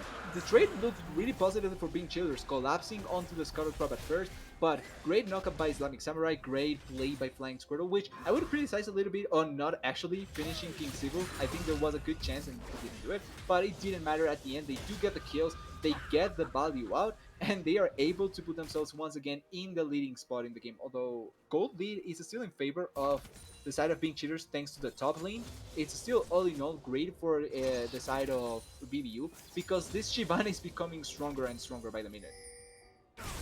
Yeah, absolutely. Flying Squirtle just scaling it up, gets that first Cloud Dragon too, which means that that scaling element just keeps going. The Shyvana passive doing dividends here, and look at the mid lane here. Fonzo hasn't died yet. And for the side of Demo and Stunna, where they got some of their early game leads, not being able to exploit the Karma middle means that they can't get to as much of a lead here. We see here Stunna going for the invade, just not be able to capitalize on it. Yeah, he does get a couple of the small ones, but everyone values the bigger one much more. And this is the kind of thing that I was expecting with the mid lane matchup. Not a match in the kill department, not much in just going for the outplays. It's just a farming fest and then supporting your jungler. You're essentially a supporting cast member for the main cast, which is the jungler. And I think that Fonzo may get much more value than the set, even though the set can do quite a bit. I think that Fonzo may just get much more thanks to the fact that the Shyvana is so far ahead already. Yeah, absolutely. I mean, Shyvana up 21 CS on the top lane counterpart. Panzora, even though he's down a lot of CS, 3-1 and 0, 1-1 and 2 for both respective AD carries. His stun going in on towards the Karma middle. Flash is available for the side of Fonzo as well. Doesn't even get stunned up, doesn't even need to blow the flash. Cool as a cucumber is that Karma right there. Panzora gonna go look for the all-in, eventually on towards the Dark Server as well. The Mordekaiser Baby Cage is gonna trap Panzora. But that's a really far way down the lane here. Oreo Murderer has made his way up towards that top side as well. The double bomb going in, not going to be able to find stun on towards Flying Squirrel as well. Panzer going to jump on in on towards Flying Squirrel, but Stunna is here, does have the Heartbreaker available. Picks up the shutdown on towards the Wukong. The pullback on towards Flying Squirrel means that the Shyvana is going to be in trouble as well. Scruff picks up the kill on towards Shyvana. 2-0 in favor of the Bing Chillers. Yeah, and finally punishing a little bit of the decision making from the side of VBU. Really nice play by Bing Chillers. But this, oh wait. Well, the flash knock-up going on towards King Civil, and Alistar. Is Zombie Samurai want to solo kill King Civil? I mean, they're just playing the zone. Samurai might have just bitten off more than he could chew here. Gonna donate a free. No way. No, he doesn't get it yet. Donate a free kill Fonzo, over no. towards King Civil. Demo is going to look on towards Fonzo here, but no stun means that the Karma can just walk on out of there, kite it out. Free kills to the side of Bing Chillers. Honestly, don't like that play from BBU at all. I really despise it because you really don't need to get the kill. Like, yes, they punished you on the top side, but you have free plates on bot lane. You know that there's teleports. Why would you opt into a play that you're bound to lose out on because you're diving a turret so early on in the game? I feel like just really unnecessary play. Pensora, nice work. He's fine, I think. Ooh, Pandora with the fancy footwork. They're going to go for the fight on towards the side of Stunna. And that's a lot of damage that the Conqueror is doing. The flash follow forces the flash return from the side of Stunna as well. And Panzora shows that this monkey in the jungle is one to be afraid of. Yeah, so you can lose to Hypnotic Scruff, but Pensora certainly doesn't lose to Stunna from what it seems, but he did Blue Flash and Ignite, just trying to get the kill into Stunna. So he's now at a deficit in terms of the lane, not only because of the level difference, but he's not going to be able to put that much pressure onto Hypnotic Scruff. And this is an important difference from the previous game. It's Pensora actually not going to be able to do quite much, at least for 10 more minutes. So this is going to be a first for VBU. Absolutely, a first for VBU is that, you know, oh, that's a lot of damage that Scruff is doing on towards Pandora, but gonna look for the Shyvana dive here as well. The flash forward. Oh, what? Oh, no! Scruff just flash ulted. The Wukong flowed. Now, Flying Squirrel is going to be in the 1v1 pit. That press the attack is doing a lot of work, but the Mordekaiser shield is going to get the return here. Scruff gets that Triumph proc as well. And Scruff wants to try do more here. The kill, the ball on towards Wukong. Means that's a double kill for Scruff. Will this be a triple Fonzo? It's going to get pulled in. The bulk once more, the passive block. The Ignite though. Fonzo gets the shutdown, gets the hero play.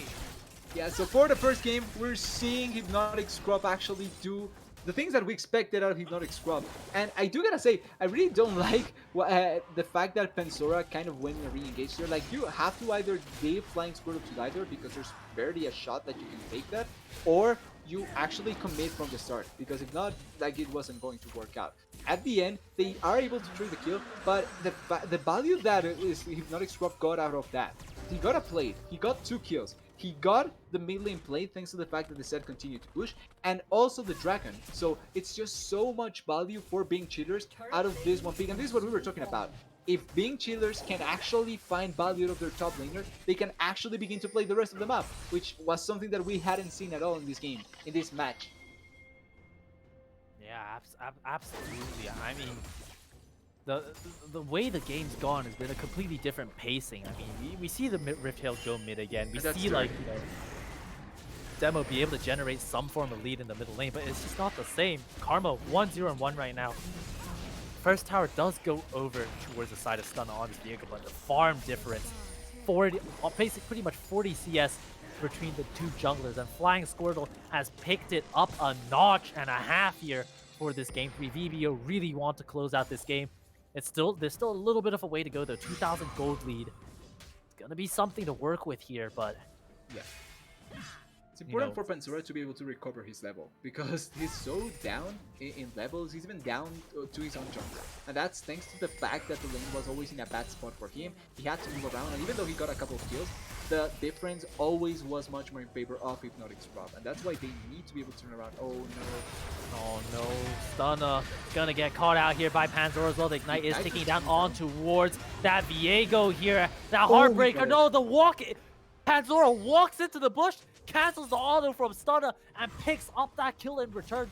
Huge outplay from the from the all-star top laner. And honestly, great read from the play. Done maybe a little bit of disrespect, not respecting that ignite damage and just how much armor a Wukong can stack Oreo? up. Yeah, it's important that they do get the Oh, advantage. Oreo might get over- caught out from the Shyvana's all forced to Flash. flash instantly. Wow. Oh, flying Squirtle. Yeah, oh, they're going to go for a response teleport in the bot lane as well, but Civil is going to get tagged up with the Zillion as well. Hydraulic Shot is here, does have that Mordekaiser ultimate, is going to isolate Squirtle in that bottom lane. Oh my god, Civil! Gale forces right back into the pullback with the feathers there by Squirtle. Looks like he's going to be able to live out this one-on-one encounter with the side of Hypnotic Swept. So Devil coming in with the side of the flash follow with the suplex coming in, able to pick up two in return. Fonzo should be able to skirt on out with the blast plant, and it's going to be a 2-for-2 at the end of the day, but Panzora gets plenty of free time in the top lane. Yeah, and a pretty important mistake that I can see in that fight from the side of VBU, it's them not retreating from the turret side. Like, because they already left up the turret aggro, or if someone was with the aggro, like, it's fine, you can leave him to die. But if everyone just retreated to the turret where the Saya was just pushing, I feel like there would have been a better chance for survivability. Now, like you're pointing out, this just means that Panzora finally is open to farm a little bit. He gets damage onto the turret, he doesn't get the full turret, but it's value that finally Panzora made fight, and they forced teleport out of his Nordic Scrawl, they forced rotations out of the side of being cheaters, and they were able to get 2 kills as well. So all in all, it's not a bad trade by BBU. Federer needs to not die here, though. Yeah, Federer has to be careful here. Does have the flash, remember, so the moment he sees Demo walking out of that bush, there should be able to respond. So see right here, flash. Oh, he doesn't not even need it. Wow. Well played there from the side of Federer. 2-1-2 on this lethality Xayah right now, and you know that's I love Xayah. Period. Like by far away my favorite champ. I think I talked about how I spent $25 buying the skin and Chromus just because I love Xayah so much, and I hate the build from Federer. Why does he have Mirror Mana first? Why is he not going Eclipse first? What a weirdo. Speaking of things that are a little bit weird though, Flying Squirtle's gonna find it weird that seems to be Diego and Mordekaiser in the jungle here. Panzora gonna go for the Cyclone in on towards the two. Just gonna back them off here, as it's just gonna be a trade of some cooldowns. Yeah, it's just a cooldown out of the ultimate from Wukong, which is bad because that's a lot of your, well, all of the prowess that Wukong does bring. It's that team fighting ult. If he doesn't have it, it becomes much difficult for him to play. But if they don't force any fight, then it's fine because you don't actually force anything to happen. Yeah, and I mean, nothing happens here, but with 30 seconds until the dragon, you know, no Wukong ultimate means that there's not going to be that huge teamfight ultimate to play with, so definitely going to be a point of error and point of caution that VBU need to approach. Yeah. Luckily, it's also the third dragon of the game, second for either team, so it's not that high priority, right? Like, it's not like in the previous game where there were already 3 dragons for being chillers and the side of BBU was forced to fight because they couldn't give it up. But they have priority on the river, although I don't think they can fight. Yeah. Yeah, absolutely. Oh, look at Scruff Scruff so though. fast. Yeah, that's a fast Mordekaiser running on in. It's going to force the side of VBU out.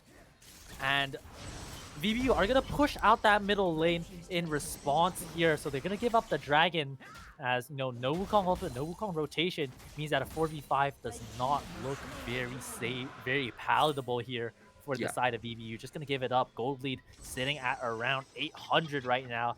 But and if we can get a toggle on the, I mean, look at that gold graph. 1,500 in that top lane. You know, mid lane relatively even, 1,000 in that bottom lane. And I mean, with the way it goes here, TDS, the gold lead is all around the place. But if that Mordekaiser gets shut down, it's looking real awkward for Bing Chillers.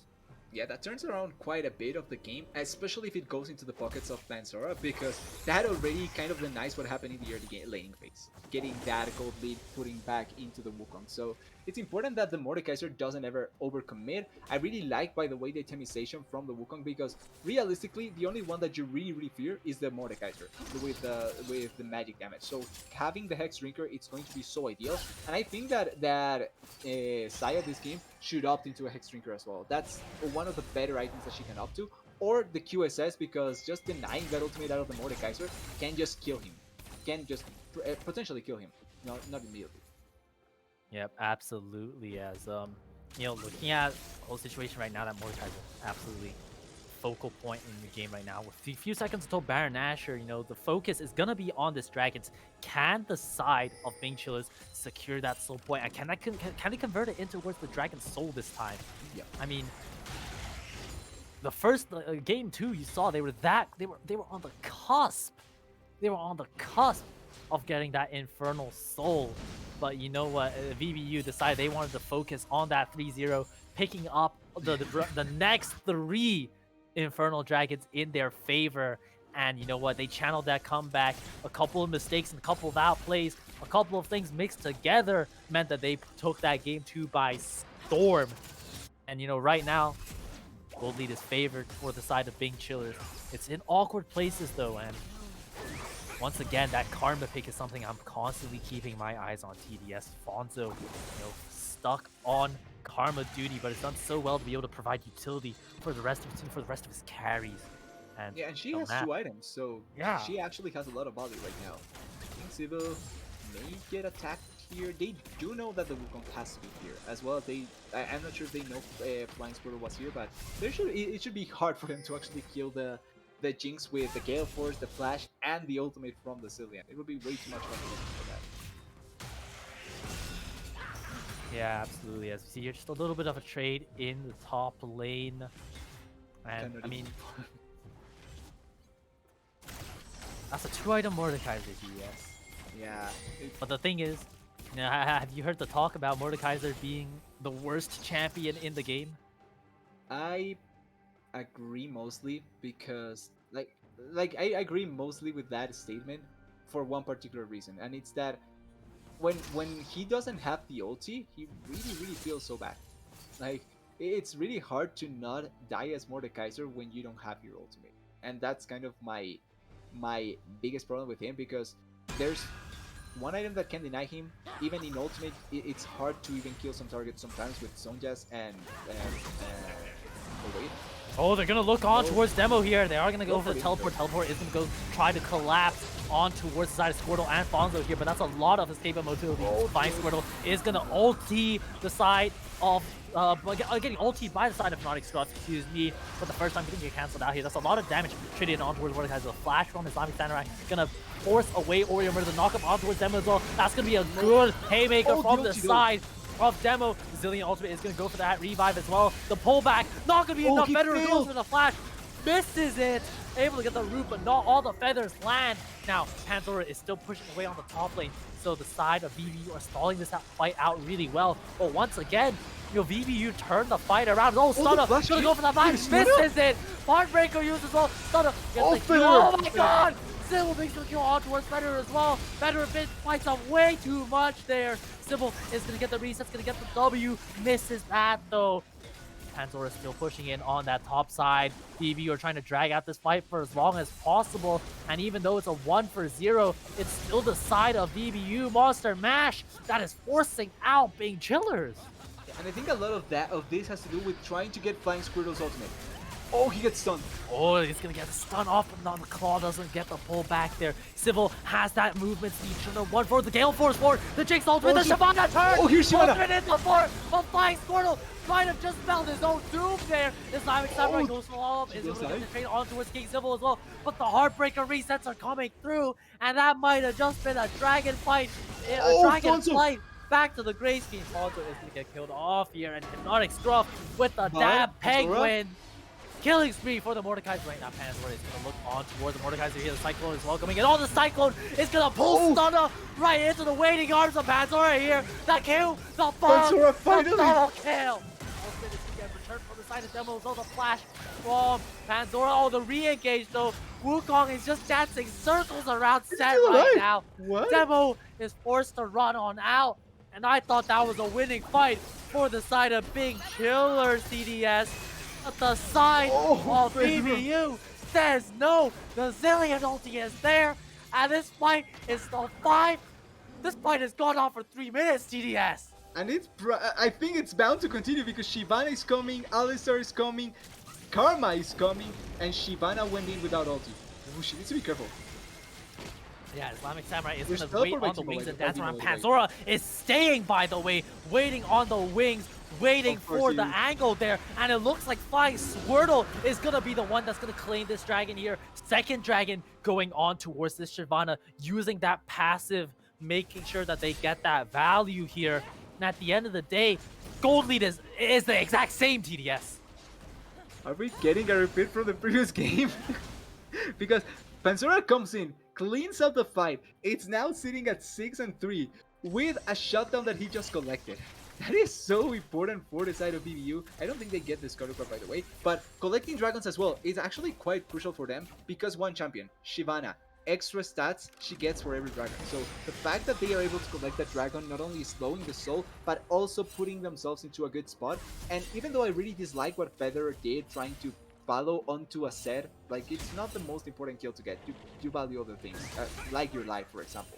But all in all, it's value for BBU, and you're getting the dragon is just allowing for you to get the time for your game. Now it's important to comment though, Jinx is also on the other side, and she's scaling as well. So that's a thing to consider when thinking about what BBU is buying with the time that they are getting, because it also affects positively the side of being cheaters. I mean, crucially though, look at the items on both AD carries. King Civil only stuck on 1.5, or 1 in components. Federer, 2.5.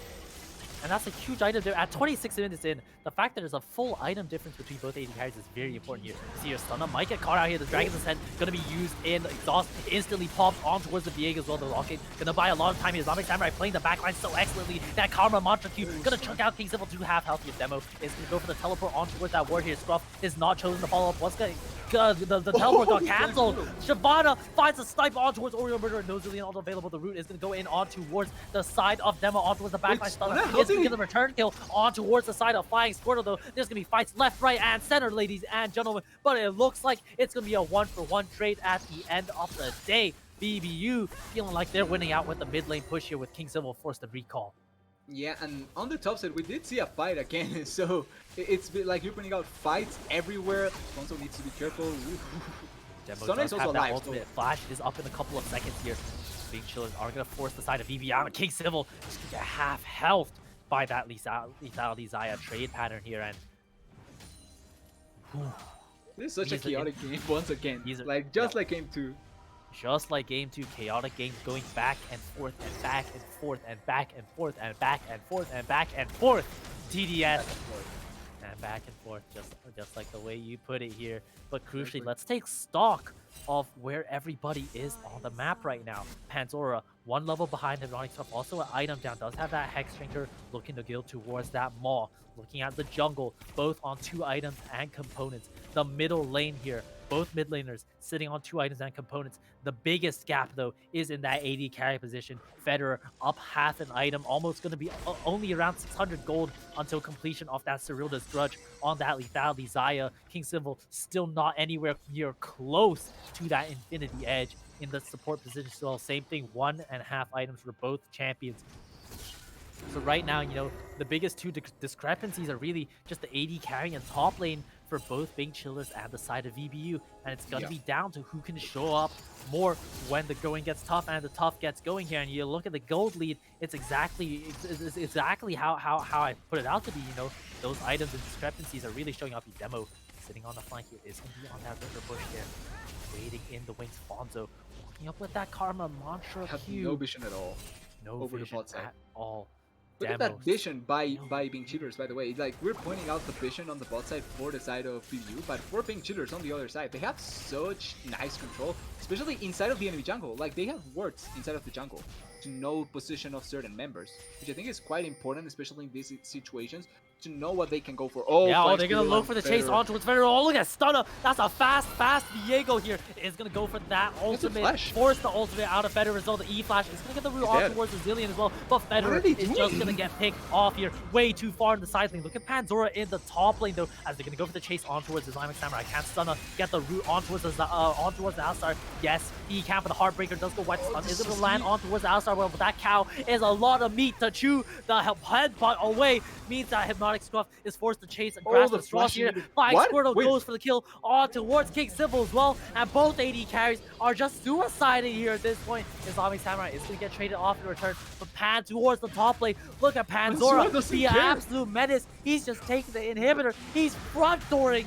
in the face off Big Chiller. Flying Squirtle is standing here, and they're gonna look to delay the recalls for as long as possible here. Flying Squirtle looks to try play Gatekeeper though. No smite available for he needs to Stunner. run. Means that Scruff can look to take this dragon. The footwork from Squirtle is there. He's dancing around the side of Big Chillers, but you can't dance around auto attacks DDS as they're gonna get the kill on towards the Shyvana and claim themselves the Mountain Soul. I actually was a friend for a second because I saw the Shyvana icon and I thought she stole it for some way. But yeah, it's the Dragon Soul Point for the side of Pink Chillers. They do trade it for inhibitor on top side, and it's surprising how, I don't want to say possibly, but how long the fight took when it was a 5 before. It was a consistently a 5 before in favor of Pink Chillers, and they still lost King Sybil. They lost the inhibitor on the top side, and the gold deficit didn't go so much higher against VBU. So this is still a spot that VBU can play around with. But it's a thing that we have seen so much already.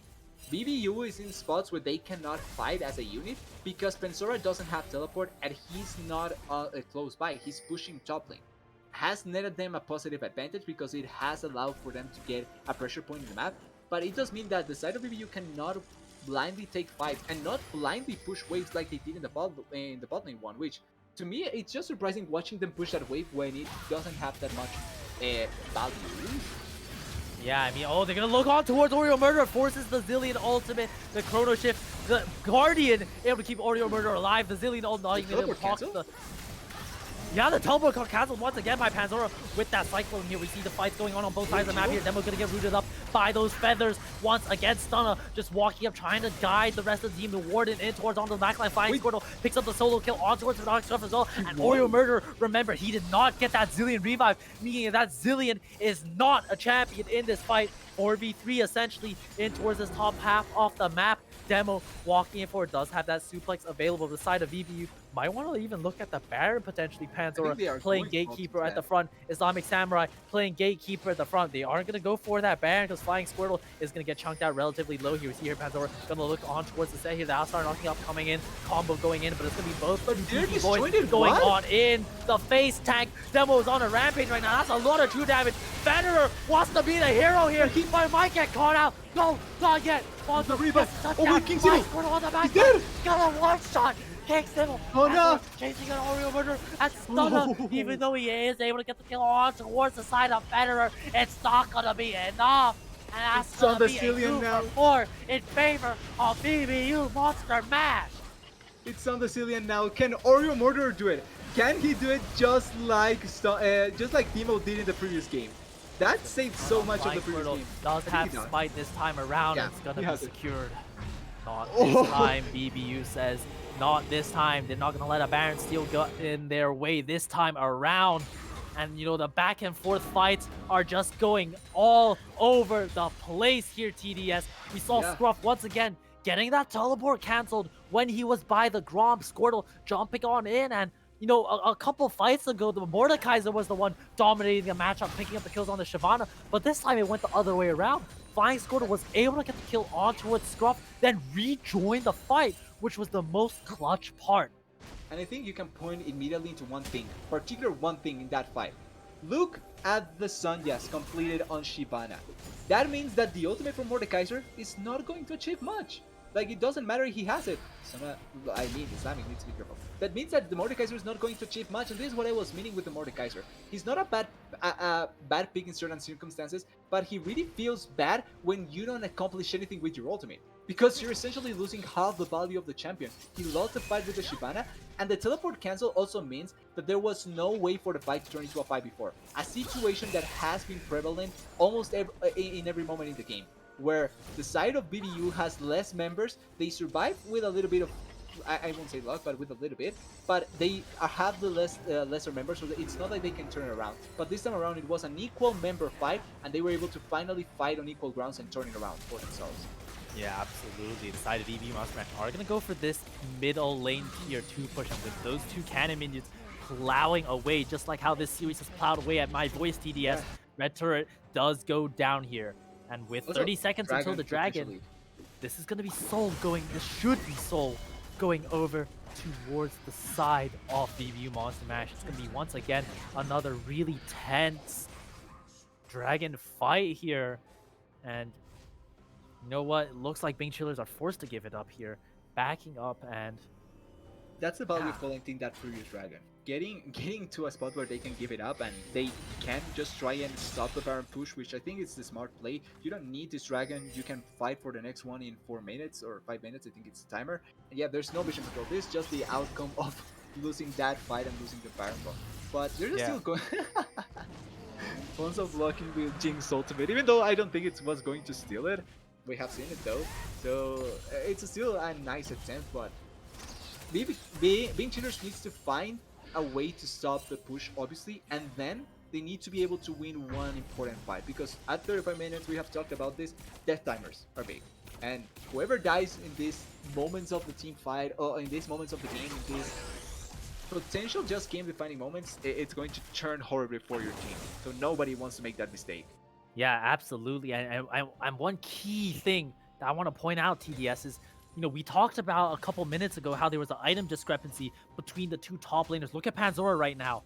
Yep. 4 items. Same as Hypnotic, so both top laners, level 18 right now. This Wukong is on a level playing field, and the gap that is still there is between the 2 ADCs. Federer has a full item over the head of King Civil, not to mention the fact that King Civil has Gale Force and Rapid Fire Cannon, which are definitely, you know, lower on those damage charts. You look at Federer's items, the Cyrildas, the Eclipse, the Manamune, and the GA means that, you know, just the value of those items are starting to come through too.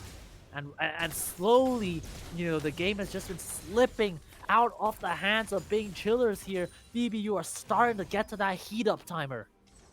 Yeah, unless the Jinx can get that IE in the immediate future, like that's going to be such a huge damage discrepancy compared to the Saya, and she now has a cloak, but that's not enough damage like you're pointing out. Luckily, she still has 3 minutes and a half to try and get towards that last that IE to finally deal enough a lot of damage, because if Jinx can get towards that IE, that's a turning point for team fighting that I think maybe Being Cheaters didn't have previously, and can kind of cover for the weakness that maybe Mordekaiser begins showing. Yeah, absolutely. And that Mordekaiser is going to be on full build now. So if there is any form of hope that can be redeemed, Scruff might just be the one to look for it.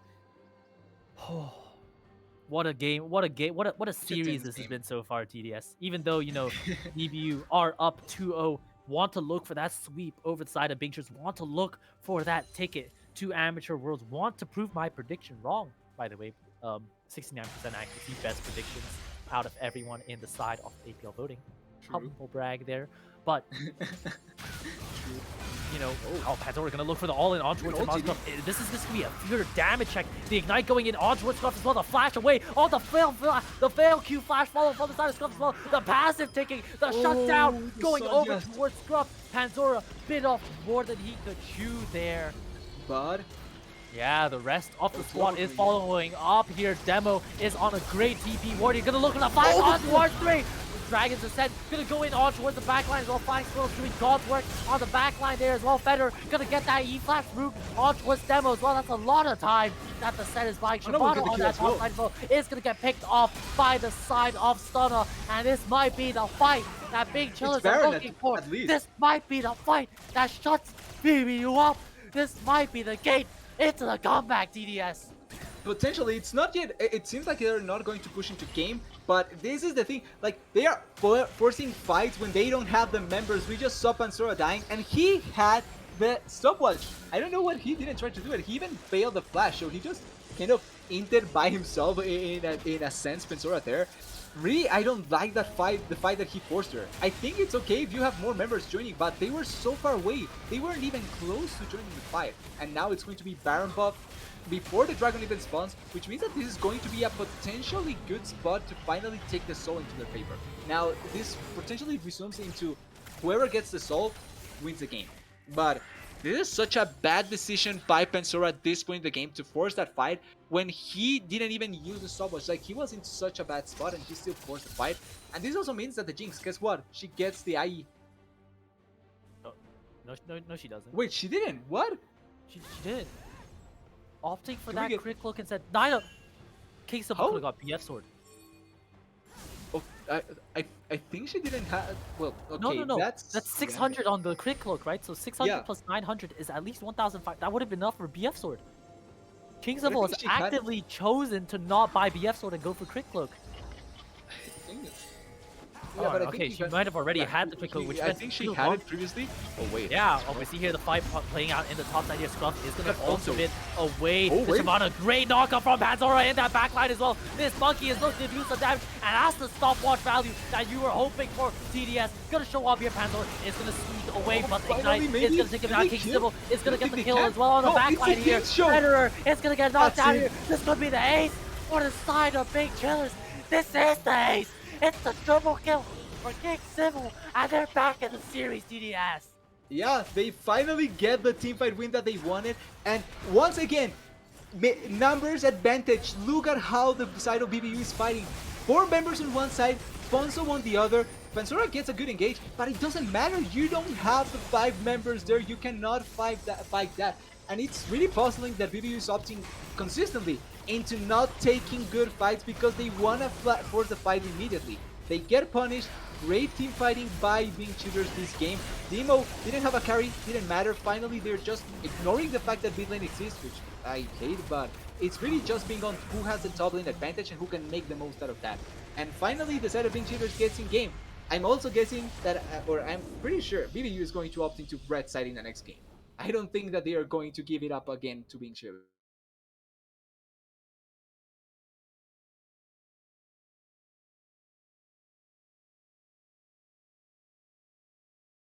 A series, a potential series. It's what we're seeing. Absolutely, that is right. As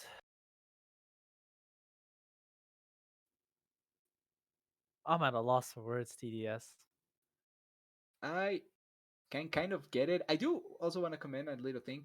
Federer probably having his worst game of the series on the Saya, really maybe showing that the Jinx potentially being a really important pick that you have to consider as a first pick or as a bannable pick if you're not going to take it. So I think it's actually quite important to see and showcasing that still it's true. The Jinx is the best AD carry in the game to me, and it's still proving it because she carried that last team fight. But look at the damage to the Shyvana.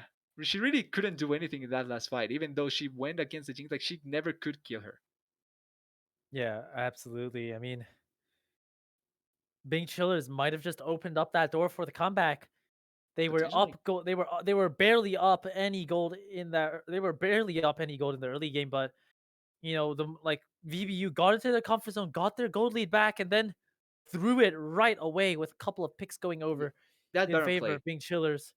To me, the second Baron, the one where they forced the fight on top lane, where Pensora forced the fight in top lane, was the game defining play in my opinion. Absolutely. Because when he lost that, they forced the fight. They were in such a horrible spot. 3 members died, and it's free Baron, and it turned around a lot because it was a lot of gold value and a lot of flashes and ultimates used as well. So they were going into the dragon, even though the dragon fight was also badly played. It was going to the dragon in a tough spot, and it really changed the outcome of the game, even though it was looking so bright for BBU. Absolutely. And I mean, both teams will want to go back to the drawing board after that one, TDS. Yep. A lot to have to adjust here and a lot to change. Ladies and gentlemen, we're going to be going to a game 4. We're going to go to a short break. Don't go anywhere. We'll be right back with game 4 between VBU Monster Mash and Bing Chillers. Everybody, panic. Hold on. I'm about to say something really cool. 3, 41, 9, and lift off! No one dies screaming without me. I feel like I forgot to shoot something. You're starting to bore me. She's such a loser. Always ready to cry. Ah, come on. What's the worst that could happen?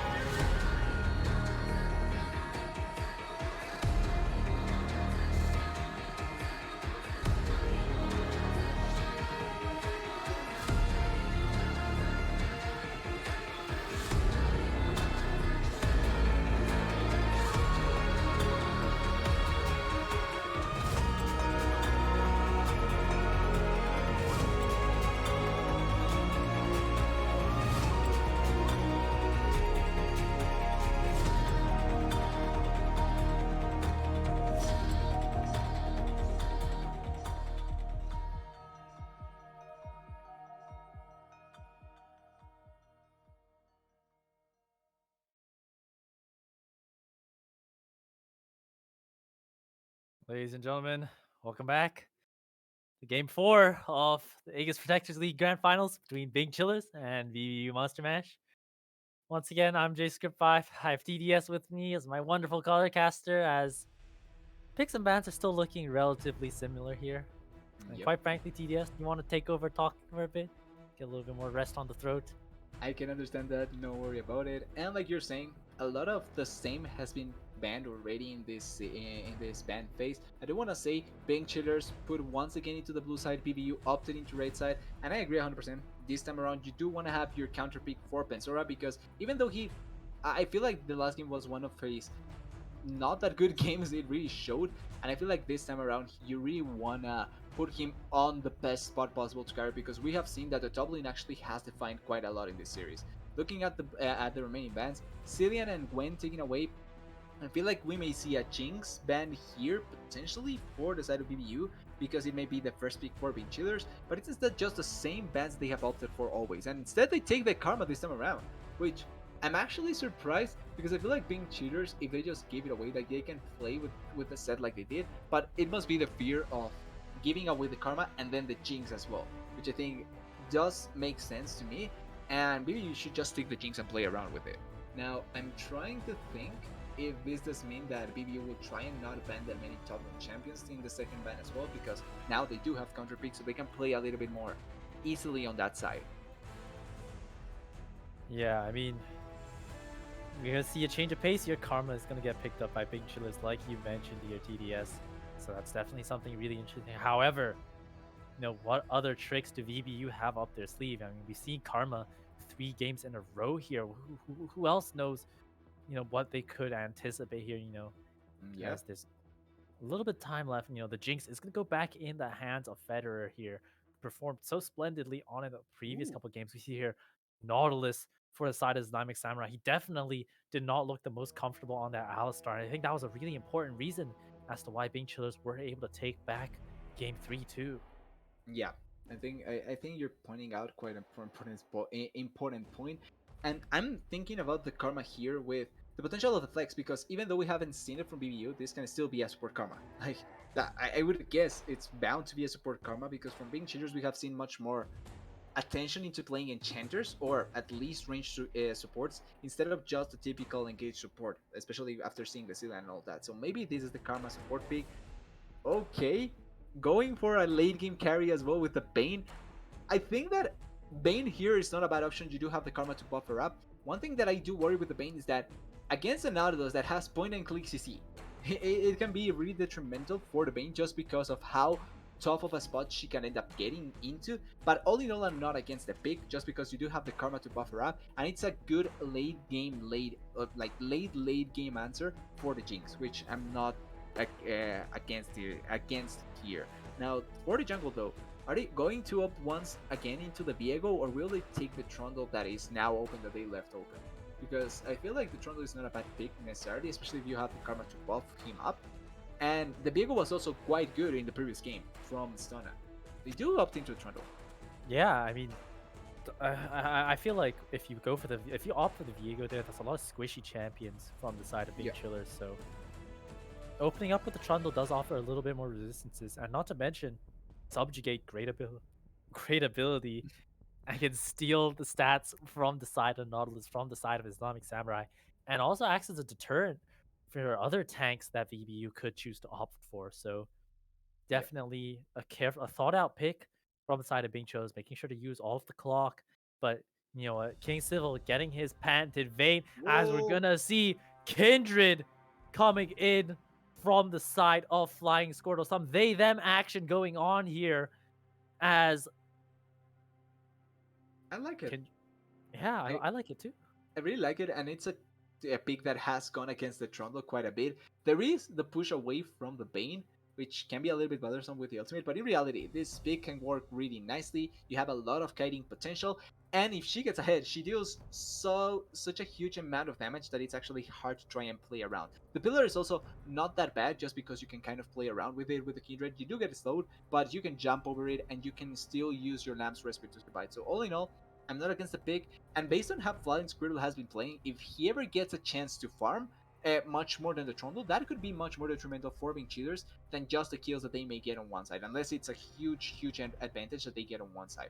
But I was thinking about this as well. Mordekaiser getting taken away. I think that we saw how Scruff played on the pick. He felt much more comfortable, so he's just taking it away and trying to play around with it. Yeah, I Soraka mean, wow, Soraka gonna get banned out here. I mean, they really don't want to see Fonzo on that enchanter. But you know what? It's There's still still a available lot. though. Lulu. Yeah, I was thinking I the was gonna say same. Lulu Janna, is not. and I held myself back. Ooh, Janna. I would love to see the Janna, but Malzahar! okay, this is the first, and I'm glad we're seeing the Malzahar here because he does fit in the build of supportive mid laner. But he, like the way that you play him as a supportive mid laner is obviously not the same as the Karma. You you just push the lane, you utilize your ultimate to force the attacks out of the QSS if they opt into the QSS, and if not, you have a perma a stun ultimate that will destroy a lot of champions. And we already pointed about the point and click ultimate for the Nautilus against the Bane. Guess what? Now you have another one against the Bane in the form of the Malzahar. And Malzahar kind of became a meme because you kind of play as a denier for the enemy laner or for the enemy team. But in reality, I think that he's such a good champion because you really don't need to do much to be able to carry the game. You can do so well in lane against most opposing champions. I think that Corki is not the worst option to take Malzahar into, even though he can clear the minions quite well. And he does force the QSS stacks, which is something that nobody wants to opt into right now because the QSS does build into items that not a lot of people want to build. So I think Yeah. that Malzahar just fits really nicely in the sense of what this composition wants to do, and the late game for BBU actually looking so good. Even though the Corki and the Bane can be strong, I think the late game for BBU is actually quite good, and I feel like they can opt into a tank as the last pick, even though it would be counterproductive, especially now that Akali is being picked.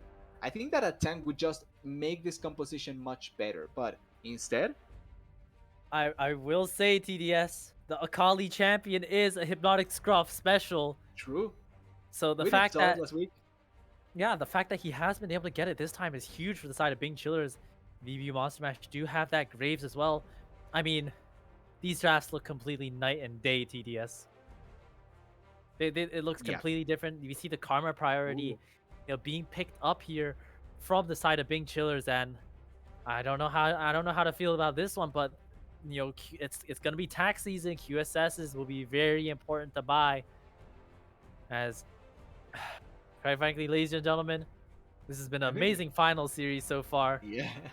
We're gonna cut it to a short little delay break, so don't go anywhere. We'll be back between game 4 between Bing Chillers and VBU Monster Mash.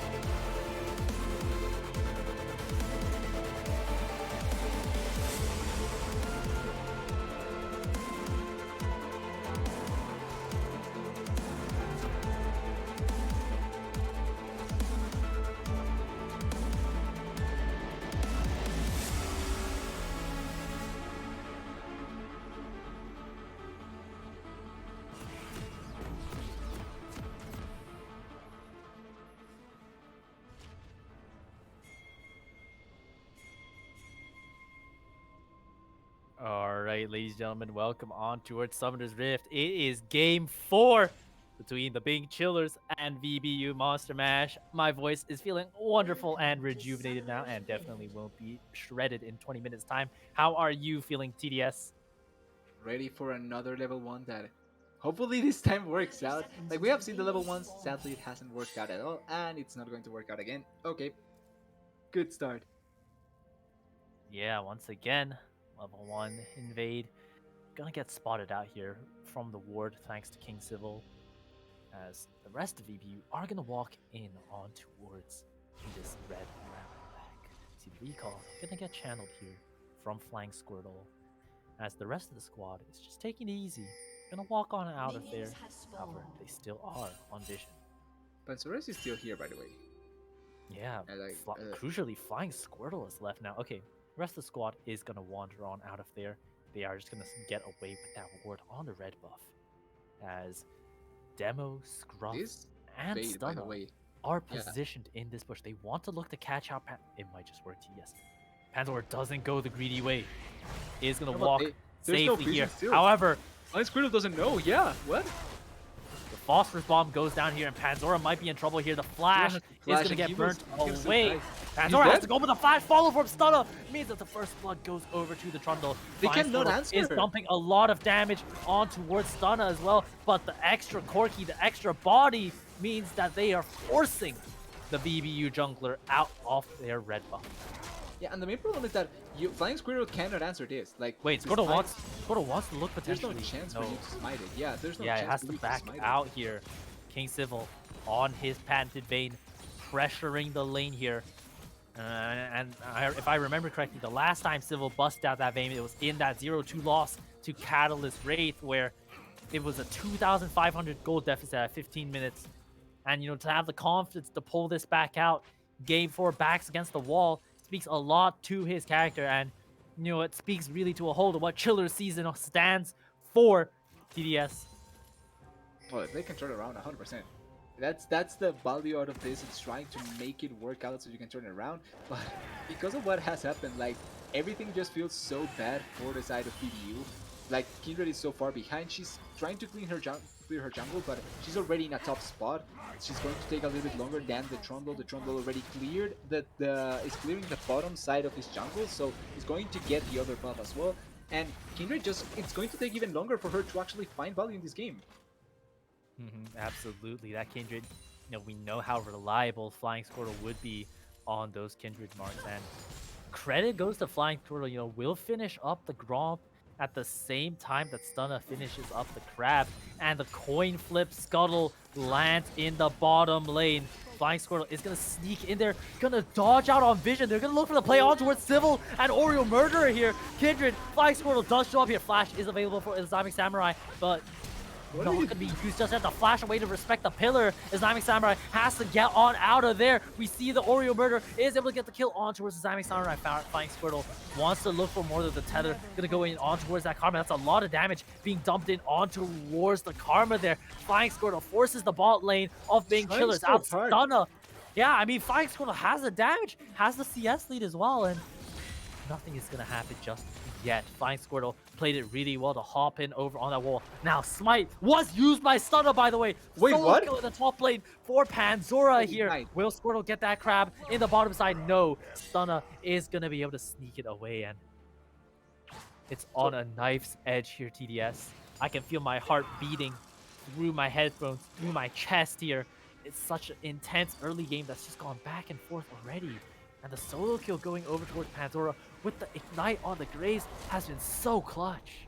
Yeah, really important that he gets that, and also throwing the flash out of the Akali. So even though it's still a bad situation for the side of VBU because they are so far behind, like, at least in this early game, they are really far behind. Like, this is bad for them.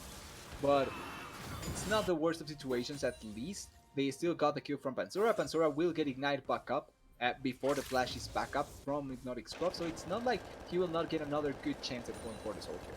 And the playing bot lane also meant that there was going to be an important CS discrepancy, at least for the Jinx. So the gold deficit that could have been, it's not there, and that can play in favor of VBU. But the Kindred is still bad. It is still in a bad spot, which is sad for the side of VBU, and they need to make that turnaround because Kindred is going to be a really important champion later on the game. Yep, absolutely. The mark value needs to be, slowly accumulated because if you don't get the marks, you're not exactly a champion. You don't have the range to work with. Now, very crucially though, Stunna is only up on cap. So you have potential lane gank here coming in from the Trundle. Will Panzor does not have flash, remember? So there could be a play here. However, it's hard to force a gank. Akali does not have the best setup though. The only way you would want to force it is if, Scruff goads Panzora into a fight. But that's a lot of damage that Panzora is doing on the Graves champion. He wants to look for more here. Stunna is going to jump on in here, but that might be a little bit too early here. Gonna use that E to dash on out. That's a lot of time wasted. Flying Squirtle is definitely going to have a chance to rebuff on some of those jungle camps on that CS league TBS. And like you pointed out, the Trundle coming on a little bit too early in that play, it was based on if they could bait out the Graves into a bad spot so that they could fight. But the Graves always had kind of the distance to play around that, and because they didn't force him into a bad spot, guess what, it wasn't that bad. Notice Scruff needs to be careful. There's an ultimate out of Yeah, Scruff might get solo kill again. Oh, it does hit 6, has that perfect execution. And look at the health bar Panzora is sitting on. It's looking really dangerous. Now Demo is going to look to mess with Squirtle. Does get that smite off. I saw the mark go off over Flying Squirtle's head.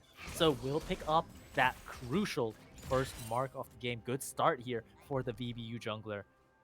A little bit of a mental warfare here. Scruff gonna go for that ward on towards Panzora in that lane bush, meaning that, Panzora wants to go for that sneaky link solo kill there on the top side, but won't be able to pull it off here. In the bottom half, though, Federer keeping it competitive with King Civil in the CS as a 1 CS advantage.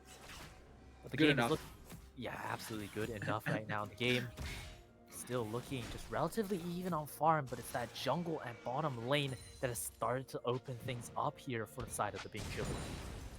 Yeah, the jungle on the bottom lane needs to still be in a good enough spot for both sides. Although Flying Squirtle already going for the Scuttle Crab, like he knows this is his mark. He needs to get it 100%, and he's going to get it. I also like that they are playing around that with laners, because that is something that typically like teams tend to forget. Like your laners, if they can set up for you to collect the Scuttle Crab, it's 100 times better. You're much more likely to get it. You're much more likely to not be competed against it. And even if you give up a certain advantage on the other side, as long as you don't die, it's fine. Stunna collecting the dragon here quite nicely, especially knowing that the mark went down in top side. So all in all, what I would expect out of the plays from them. Yeah, I mean, using that Trundle passive and the smite just to get a little bit of a top off. Now, VBU do know that Stunna is invading on towards the top side here. They have full vision of the bot lane and jungle walking up. They can. I don't think they can go for a steal purely because Civil is level 6 while Federer is still on that level 5 point. But they have full information, meaning that Flying Squirtle can look to contest on Bing Chiller's jungle. Oh, and look at that. And the mark spawns. Wow. Flying Squirtle, I mean, he went from no marks in that early game to picking up multiple marks in succession here. One last auto will be able to do it here. Hits level 6-2, and it's going to continue invading that jungle. Stunna has no choice but to let it happen. And I mean, so far, this game has just been a chess match between the side of Stunna and Flying Squirtle. Both junglers playing the ins and outs of the map and working with the rotations, working with the camp timers, and it's worked out really well here.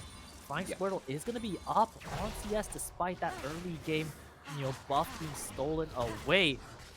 So, and that was the after product of that, early ganks from Stunna, the gank in the top lane not working out.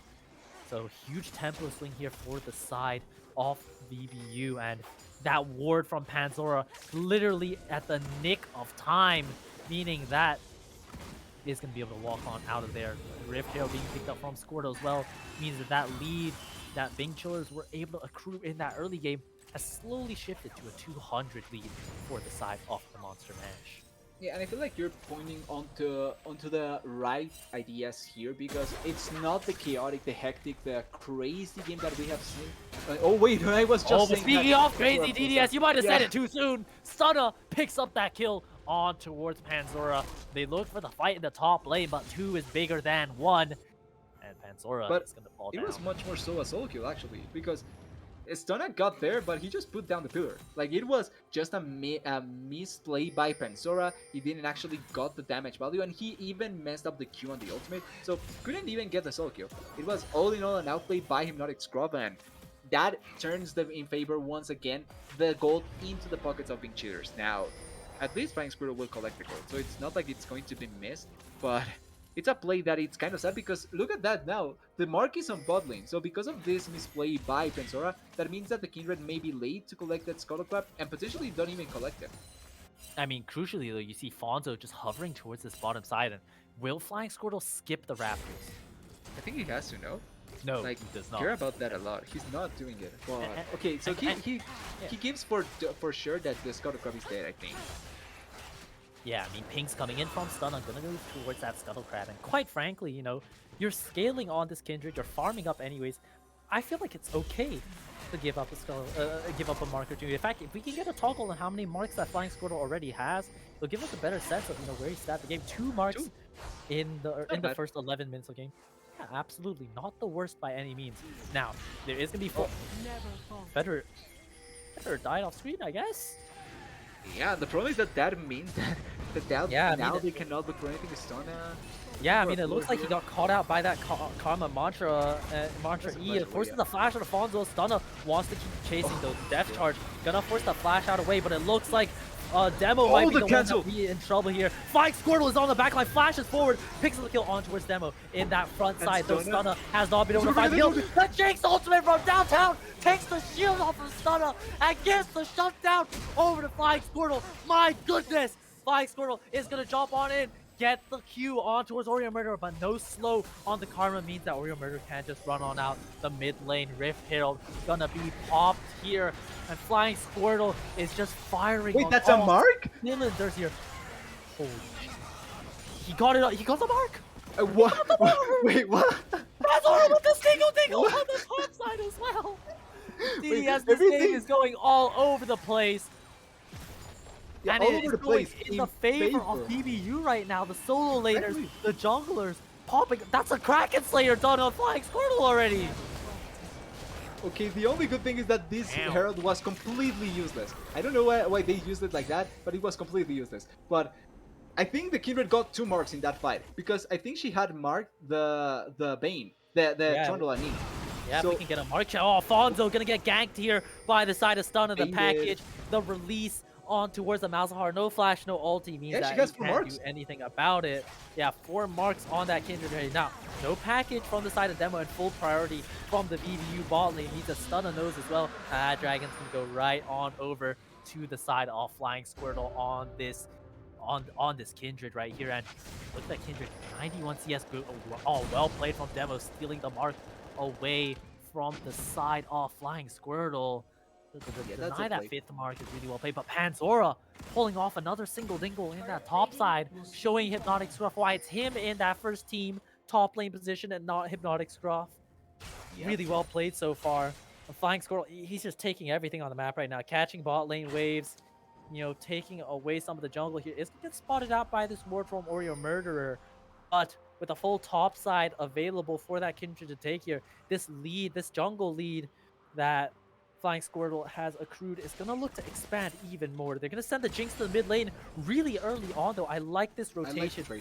Yeah, forcing the CS on towards the AD carry is definitely really useful. Once again, it's Gale Force coming in from the side of Federer. Shield Bow is done for King Civil, however. So the Vayne definitely is going to have a lot more combat survivability, combat stats to work with. Yeah, so the Gale Force here is essentially for the quirky package potential and the Akali. Like, those are the 2 that you worry really much about with the Gale Force here. So I can kind of understand it, and I'm not even going to point out that you could opt into the Kraken Slayer here. Like, it has to. Oh, Panzora might get looked on here, but that's a lot of damage coming in from Panzora with that Eclipse here. Scruff does have that perfect execution available. There might be a play being looked on here, but that's a lot of damage from the Kindred. Flying Squirtle just finds it all on towards Scruff here. No Kindred, no Lazarus might use, but it doesn't matter. Flying Squirtle's on a killing spree right now. That's a mad Kindred on a Rift right here, DDS, and he wants to win the game. Yeah, he saw what happened in the previous game. He was really far ahead, Couldn't make it happen. Oh, wait. Gonna go in with that ultimate ability, the final hour going in on towards the vein, but the death charge gonna be used, gonna get canceled. Just run. Oh, the death charge once again being Oh. used here. Flash forward from the side of the Islamic Samurai. The Karma Tether buying so much space, but Islamic Samurai not gonna be able to get the kill. Yeah, if not for the fact that that Oh, the keeper doesn't have the flash. kill Oh, on towards Karma on a rampage right now. 401 and gets the mark on the blue buff. this is way too much kills. This is way too much happening. Flying Squirtle, run. You're going to get attacked. Oh, okay, she's fine. Oh. Flying Squirtle is just everywhere doing everything. Like, I swear, if she got flashed in that fight, King's Evil doesn't survive. Like, King's Evil is dead if there was a flash on the Kindred. But all in all, it doesn't matter. She's still 4-0. Panzora did get 1 kill as well, so it's not bad. They get the top lane turret. They get another mark onto the Kindred. Kindred is just so far ahead this game that it's surprising. And we haven't even talked about the Malzahar not even having any trouble. So it's like everything for you is working out so far in this game. And Jinx also was pre-farming, so she now has a 30 CS lead. I mean, crucially, you know, Flying Squirtle is gonna get flash up again without summoners on the bottom side for the for being chillers. You know, there's not much they can do about it now. They are gonna get a Rift Herald in return, but this 2,000 gold lead is slowly forming here for the side of VBU. That Kindred is looking as hell right now. 4-0-1, 130 CS, 50 C, almost a 50 C, basically essentially a 50 CS lead in the jungle there. How, I don't know, 5 marks to her, 5 marks to Flying Squirtle's name, and minute 10 until Dragon comes up here. It looks like it's on neither team's mind, though. They want to look for a play on the top side. Federer forced to use that flash to get rid of Condemn here. Islamic Samurai might be the one that's in trouble, though. Gonna take a beating from the side of King Civil. Gonna use that death charge to get away. Gonna go for the hook, the return on towards King Civil. Oh, Warrior Murder did not block that Jinx W. The zap would connect there, but King Civil gonna walk on out of here. Flying Squirtle just demanding so much presence, so much respect here from the side of Stunna. He can't walk anywhere near the Kindred, and Malzahar does have teleport. Corki, crucially, will have package relatively soon, I presume, if we get a passive check on that on top of Corki anytime. That would be he will play it for the yeah, 6 seconds until the package demo. Gonna push out that wave, get the recall for the package. There's a lot of ultimates that are wait, here, King King Civil might get cut. King Civil got caught out here. Yeah, Flying and Flying Squirtle's gonna Squirtle look for the was just chase pushing. on towards the Trundle and Karma, but King Civil getting caught out, getting shut down there is so crucial. Panzora showing us why it's him that has that first team place here, and the Dragon gonna go over to BBU. I don't know if that's gonna be a mark going over. Demo gonna get looked on. Oh my god, Panzora almost gets the single Dijo onto his Demo. He got it! Ignite gets it. And it's going everything in favor of BBU so far in this last 5 minutes. Getting the kill onto King Civil. And it was really nicely done because, yes, you leave the Akali alone in top lane, but I feel like after you already taking the turret, after already being able to put such an important difference with the Graves, you really don't care about the top lane turret. You're going to get a push onto the secondary turret, which Fonzo should be careful about, but I don't think that they will 100% get it. Yeah, they are backing off. And they also are going to trade positively for a turret bot lane. So all in all, it's a lot of value for the side of VBU that even though the side of Being Cheaters were able to contest and answer back a little bit, it's not that massive into their pockets. And with Dragon being collected as well for VBU means that they are one step closer to the soul. And Cloud Soul, I typically don't like it. I'm not gonna lie, like most of the time it's not the value that you opt into when you want to get the Dragon. But when you have ultimates like the Nautilus, like Malzahar, like Kindred, that are really high value because of how much they can disrupt in a team fight or in a pick, the Dragon actually is not that bad for this particular game. Like, it's not comparable to an Infernal Soul, don't get me wrong, but it's actually useful in certain instances in this game. Yeah, absolutely. And I mean, let's take a breather. Take stock of the game here, TDS. Panzora has 2 items. Scruff only 1.5. Squirtle 2 items. Stunna 1. Fonzo 1.5. Demo has the Mana Mune and components. Federer has 1 and almost 2 items. King Civil not close to a second item. Both supports, sorry, Oreo Murder is going to have that Moonstone completed. So you know what? Items are all over the place here. Champions are fed all over the place here. We see the gold differences. The ones that are really significant are that top and jungle here, TDS. Yeah, the ones that we have seen really flash all over the place and get the kills. Like those are the differences that are really clear.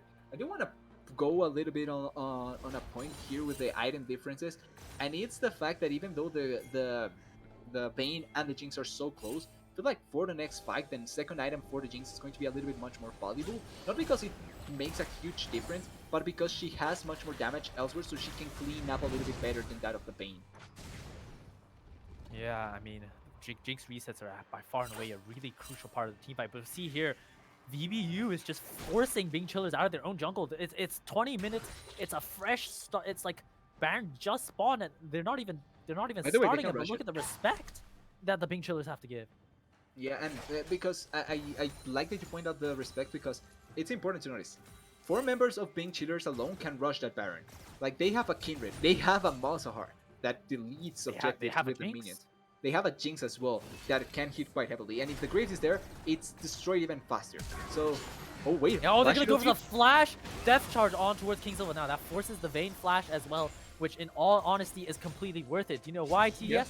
Malzahar can flash, Graves Exactly. can flash, Kindred can flash, and that removes a lot of options in terms of playing defensively for the side of King Civil. Karma can only play for so much peel, and Corki's on base, and Akali's not here. Corky's on the base, Akali is not there, and the side of vision BBU though. are starting up the man. They don't know what's happening. It's dead, yeah. It's just gone! See? This is what I was talking about. It's deleted, and they cannot even force the fight, because if they commit, guess what happens? You die. Although they are trying to respond. Oh, Flying Ooh. Squirtle has to flash out instead of use the Q as well. Look at Panzora! Look at Panzora! Look at Panzora's spike here! Gonna one-shot! Oh, he the doesn't. exhaust! He's gonna get exhausted at the exact moment here. Instead, it's gonna be Islamic Samurai has to be in trouble with the package onto his demo as well. But Panzora, he's just lifesteal. He doesn't want to die. No, Stunner is able to get the kill on the return as well. And it's gonna be a 2-for-0. However, the Baron going over the BBU is still a positive play. Yeah, and it's 50 seconds for the dragon, which realistically everyone should be up for. So even though a couple of members died, and I gotta criticize a little bit Pansora there, because I feel like he should just blow up the Karma. Like, I feel like if you just blow up the Karma, there's obviously no exhaust, and even if the Bane can try and play around, like, you're already taking a large amount of what allows the Bane to freely move. Also, the Corki was there, so you could have blown up the Corki as well. Like, there's no shield bow on the Corki, so he dies quickly as well. But a little bit of mistakes here and there. I feel like if Islamic Samurai is the only one that it's traded, it doesn't matter. Losing Pansora is a little bit worse, but like you're pointing out, the Baron is still in the side of BBU. They still have control over their dragon. Oh, that was close. Just tethering This dragon is dead. that area I here. just It looks like dead. a dragon will go over to the side of BBU. Will Flying Squirtle reach for that Krug? I think. Oh, No, it's it's already gonna get done, so taken it away by doesn't matter. Demo just Yeah. in time here. Well played. But now we need to see what do they achieve with the Baron buff, right? Because yes, they do get the Baron buff. Yes, they trade a couple of members, but it's not the worst. But you need to open up something with this Baron buff. Be it at least get an inhibitor, at least open up the outer turrets, because they're still open. So you need to get something out of this. It cannot just be getting the Baron buff, and that's it. Yeah, absolutely. And you know, right here, Fonzo just playing for this tier 2, using those voidlings to make sure that extra damage comes down here. Panzora is gonna get engaged on here by Stun. It does have that end of the line to get over the wall. The flash from the side of him. Oh, Panzora is just breaking ankles here. Gonna dodge around the wall, but that is gonna be the bottom lane tier 2 going in the favor for him. yeah, and I'm really surprised that Matsura was just answering the lane. It's fine. Like, you don't really want to give the position. Fonzo is on a ward. He needs to be careful. He's alone, especially. But I think not Fonzo, Pansora, if I'm not wrong, he actually walked back, right? Like, he ran away, but he kind of walked back into the Tribush, so he just kind of died. Like, I think he's dying anyway, because Trundle has the movement speed buff, and I think the red buff was on top of Pansora. But there was a chance, I think, maybe, for Pansora to leave. Yeah, I mean, Panzora definitely, like, definitely could have gotten Can out they of get there, I this feel kill? like. Can they get a kill here?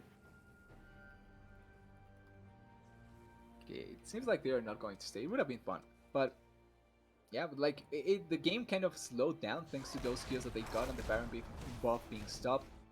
Pansora is not close by, so if this is a fight, BBU needs to be careful. Like they don't have any numbers advantage. Well, they actually can have equal numbers, just because of the fact that Akali is on top side, but she has teleport, so they still need to be careful about that.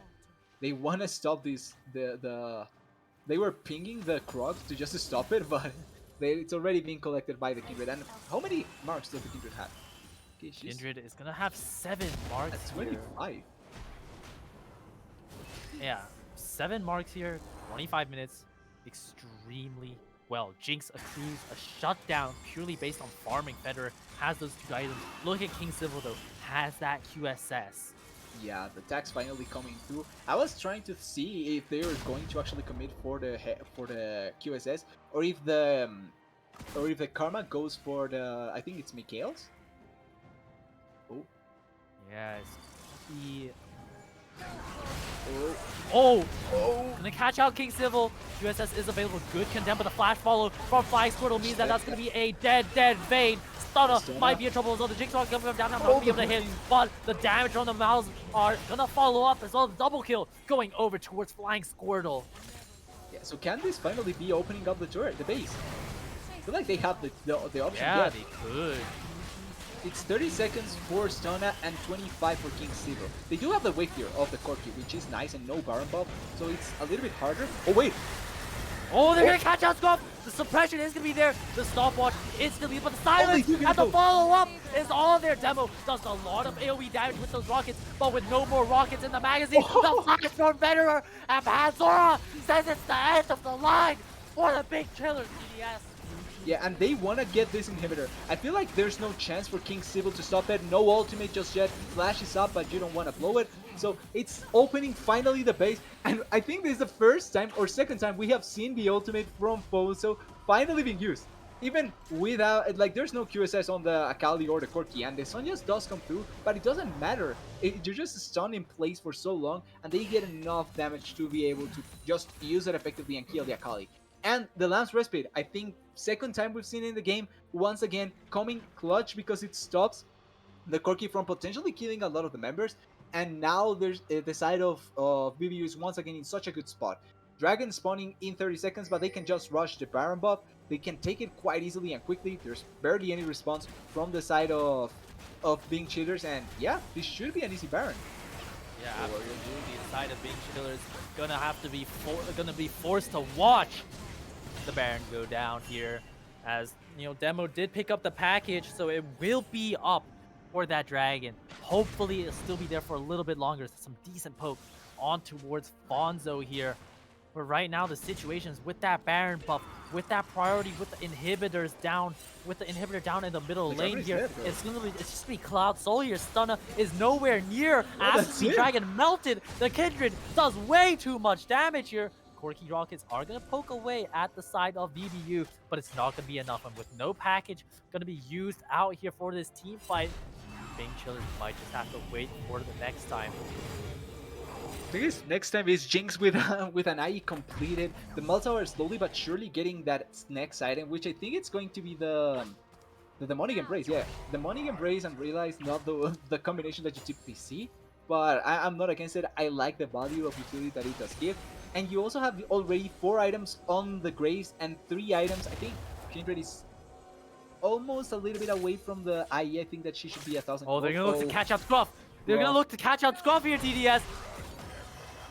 Is gonna get tagged up by the Zap here. Has to play this slow, has the perfect execution, but no one is sitting in range. The flash out with that Shuriken flip buys a lot of space, but the Glacial Augment and the CC coming through from Islamic Samurai is just way too much here. Panzora in the top lane is getting targeted as well, but it's just gonna flash on out of there and buy a lot of space, using that split push pressure so damn well. The rest of the squad of VBU are pushing in the bottom lane.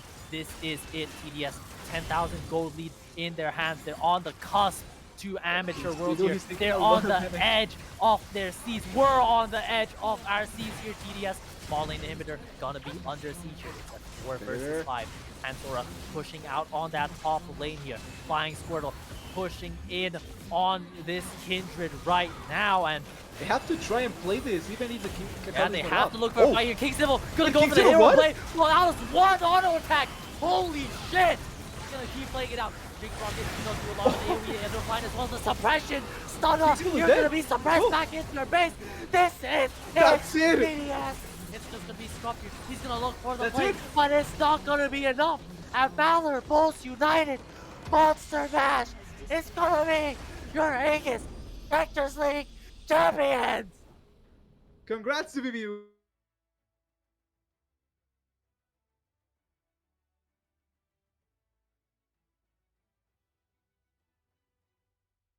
So I'm extra glad. So everything working out. After last game, there seemed to be a good comeback mentality out of being cheaters. They played this game trying to make it happen. We saw the confident pick. We saw Dirty Game working out so well, but it's the comeback mentality out of the side of BBU that ends up delivering. Pansora and Flying Squirrel. Like, I want to commend the rest of the members because BBU overall played really nicely, but you really have to make, like, I don't remember the English word. I'm so excited, but you really have to show the respect for Pansora and Flying Squirrel. Both members performing to such a high level tonight on the day that mattered. They come in, they perform so well, and they take the win. Fully deserved. BBU, what a run from lower bracket planes to finally getting in. If I'm not wrong, they were even in the elimination match. No, Yeah, I'm not 100% sure, but I feel like I think they were. I would like someone to confirm this on me or just deny it for me. hang on, wait, what was the question again, TDS? Who, if BBU came from the low from elimination match in planes? You know what? Let me look at the sheet. But Yeah, because I'm not sure. I that was think they were, that but was still, what a run! that was an intense 4-game series. I mean, respect goes out towards the side of Bing Chillers. Commiserations going to them. But VBU Monster Mash, they came from the round of 12, making it as the second seed. So not from the play-ins, but from the second seed round of 12 Okay, area. I mean, yeah, commiserations go out to Bing Chillers, who had an excellent start, excellent season, but it's all congratulations over to VBU and TDS. It's that time of the night. Who is your Aegis Protectors League Finals MVP? based on what And I've who are seen, we going to be interviewing? yeah, based on what I've seen, I think we both agree. I think it was, for me at least, it was clearly between two players that performed so well tonight, which were Pensora and Squirtle. And I'll take Squirtle. I think Squirtle performed so well. It was a jungle matchup, and we talked about this in the before the game, right? How impactful the jungle was gonna be in this final because Stona was performing super well. He really played out of his mind last week with Pink Cheaters 3-0, but in this week, Squirtle just came out flying, quite literally. He came out flying, came out swinging, carried the game in a lot of instances. The second game on when he and Pensora put the carry pants once again in this game, performing so well with a deficit to start the game. So you really have to commend the way that Squirtle played, and close second it's Pensora. But really, Squirtle deserves the MVP in my opinion. Yeah, absolutely. As we're gonna have to wait a little bit, as we're probably gonna have to end up asking for interviews and moves around. I mean, that was an incredible series. I mean, we saw just picks being thrown around back and forth, and really importantly was the karma. Actually, we saw the side of VBU pull it out in games 1, 2, and Yep. 3, and Bing Chillers thought, hey, maybe if we take the karma first, maybe it'll go well for us. But unfortunately for them, that was not the case, and you know, VBU Monster Mash able to punish out that karma pick that Being Chillers opted for, and in the end, we're able to take away that trophy, take away that first place, take away that win, and take away that ticket towards Amateur Worlds. Yeah, a one of a kind event that I don't remember when else it was done, but it's going to be great. And it just, I think, showcase a lot of the ideas for BBU that are going to be so fun to see when they go into the amateur worlds.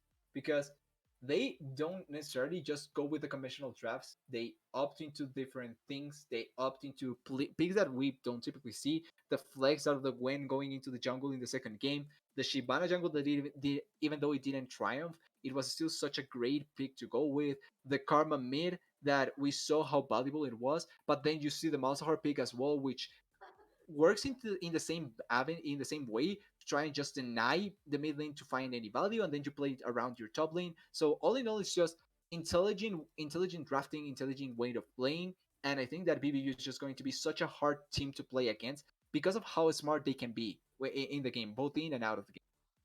Yeah, absolutely. And speaking of, things about in game, out of game. Oh, he's It's server muted. muted.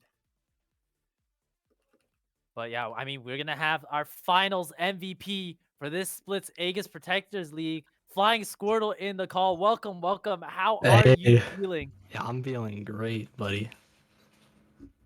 Yeah, You I know, mean, that was such a you huge performed win. your mind out of that, Yeah. I out of this tried. 4 game series, and I mean, how do you feel so far? What are the emotions like? What is the emotions of the squad right Oh, now?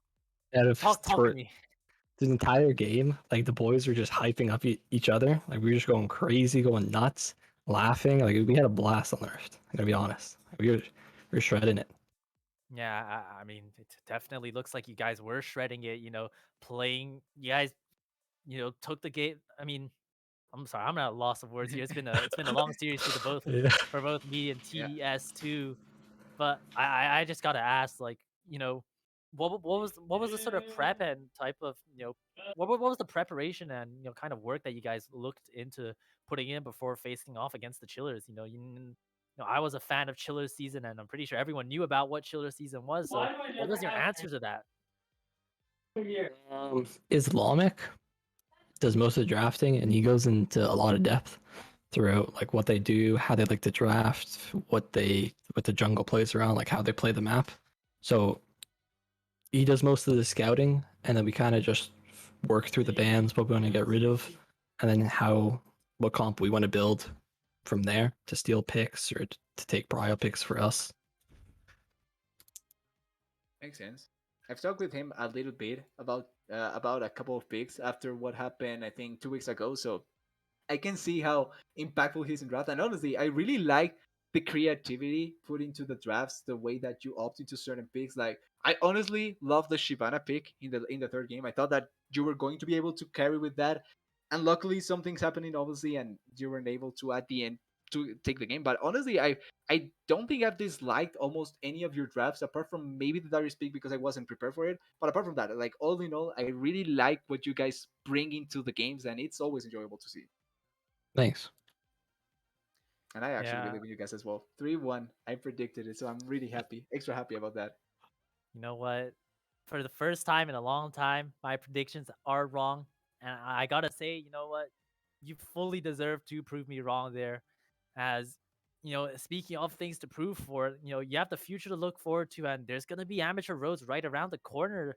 So, you know, how do you feel going into that, and what do you think's gonna change? Or, I know you've gone through a lot of roster changes throughout it too. So, the type of mental process looking in the future. Yeah. Um, I think just trying not to tilt. We lost the series beforehand. That was really rough. And uh, just keeping mentals high, I think is a big thing. We're working with the boys, coming up with drafts is always fun. And I think no matter the roster, I think we'll still do good if we have the fundamentals down. That's a correct mentality to take. All in all, I agree. I like what I'm seeing. I hope that you guys can perform well.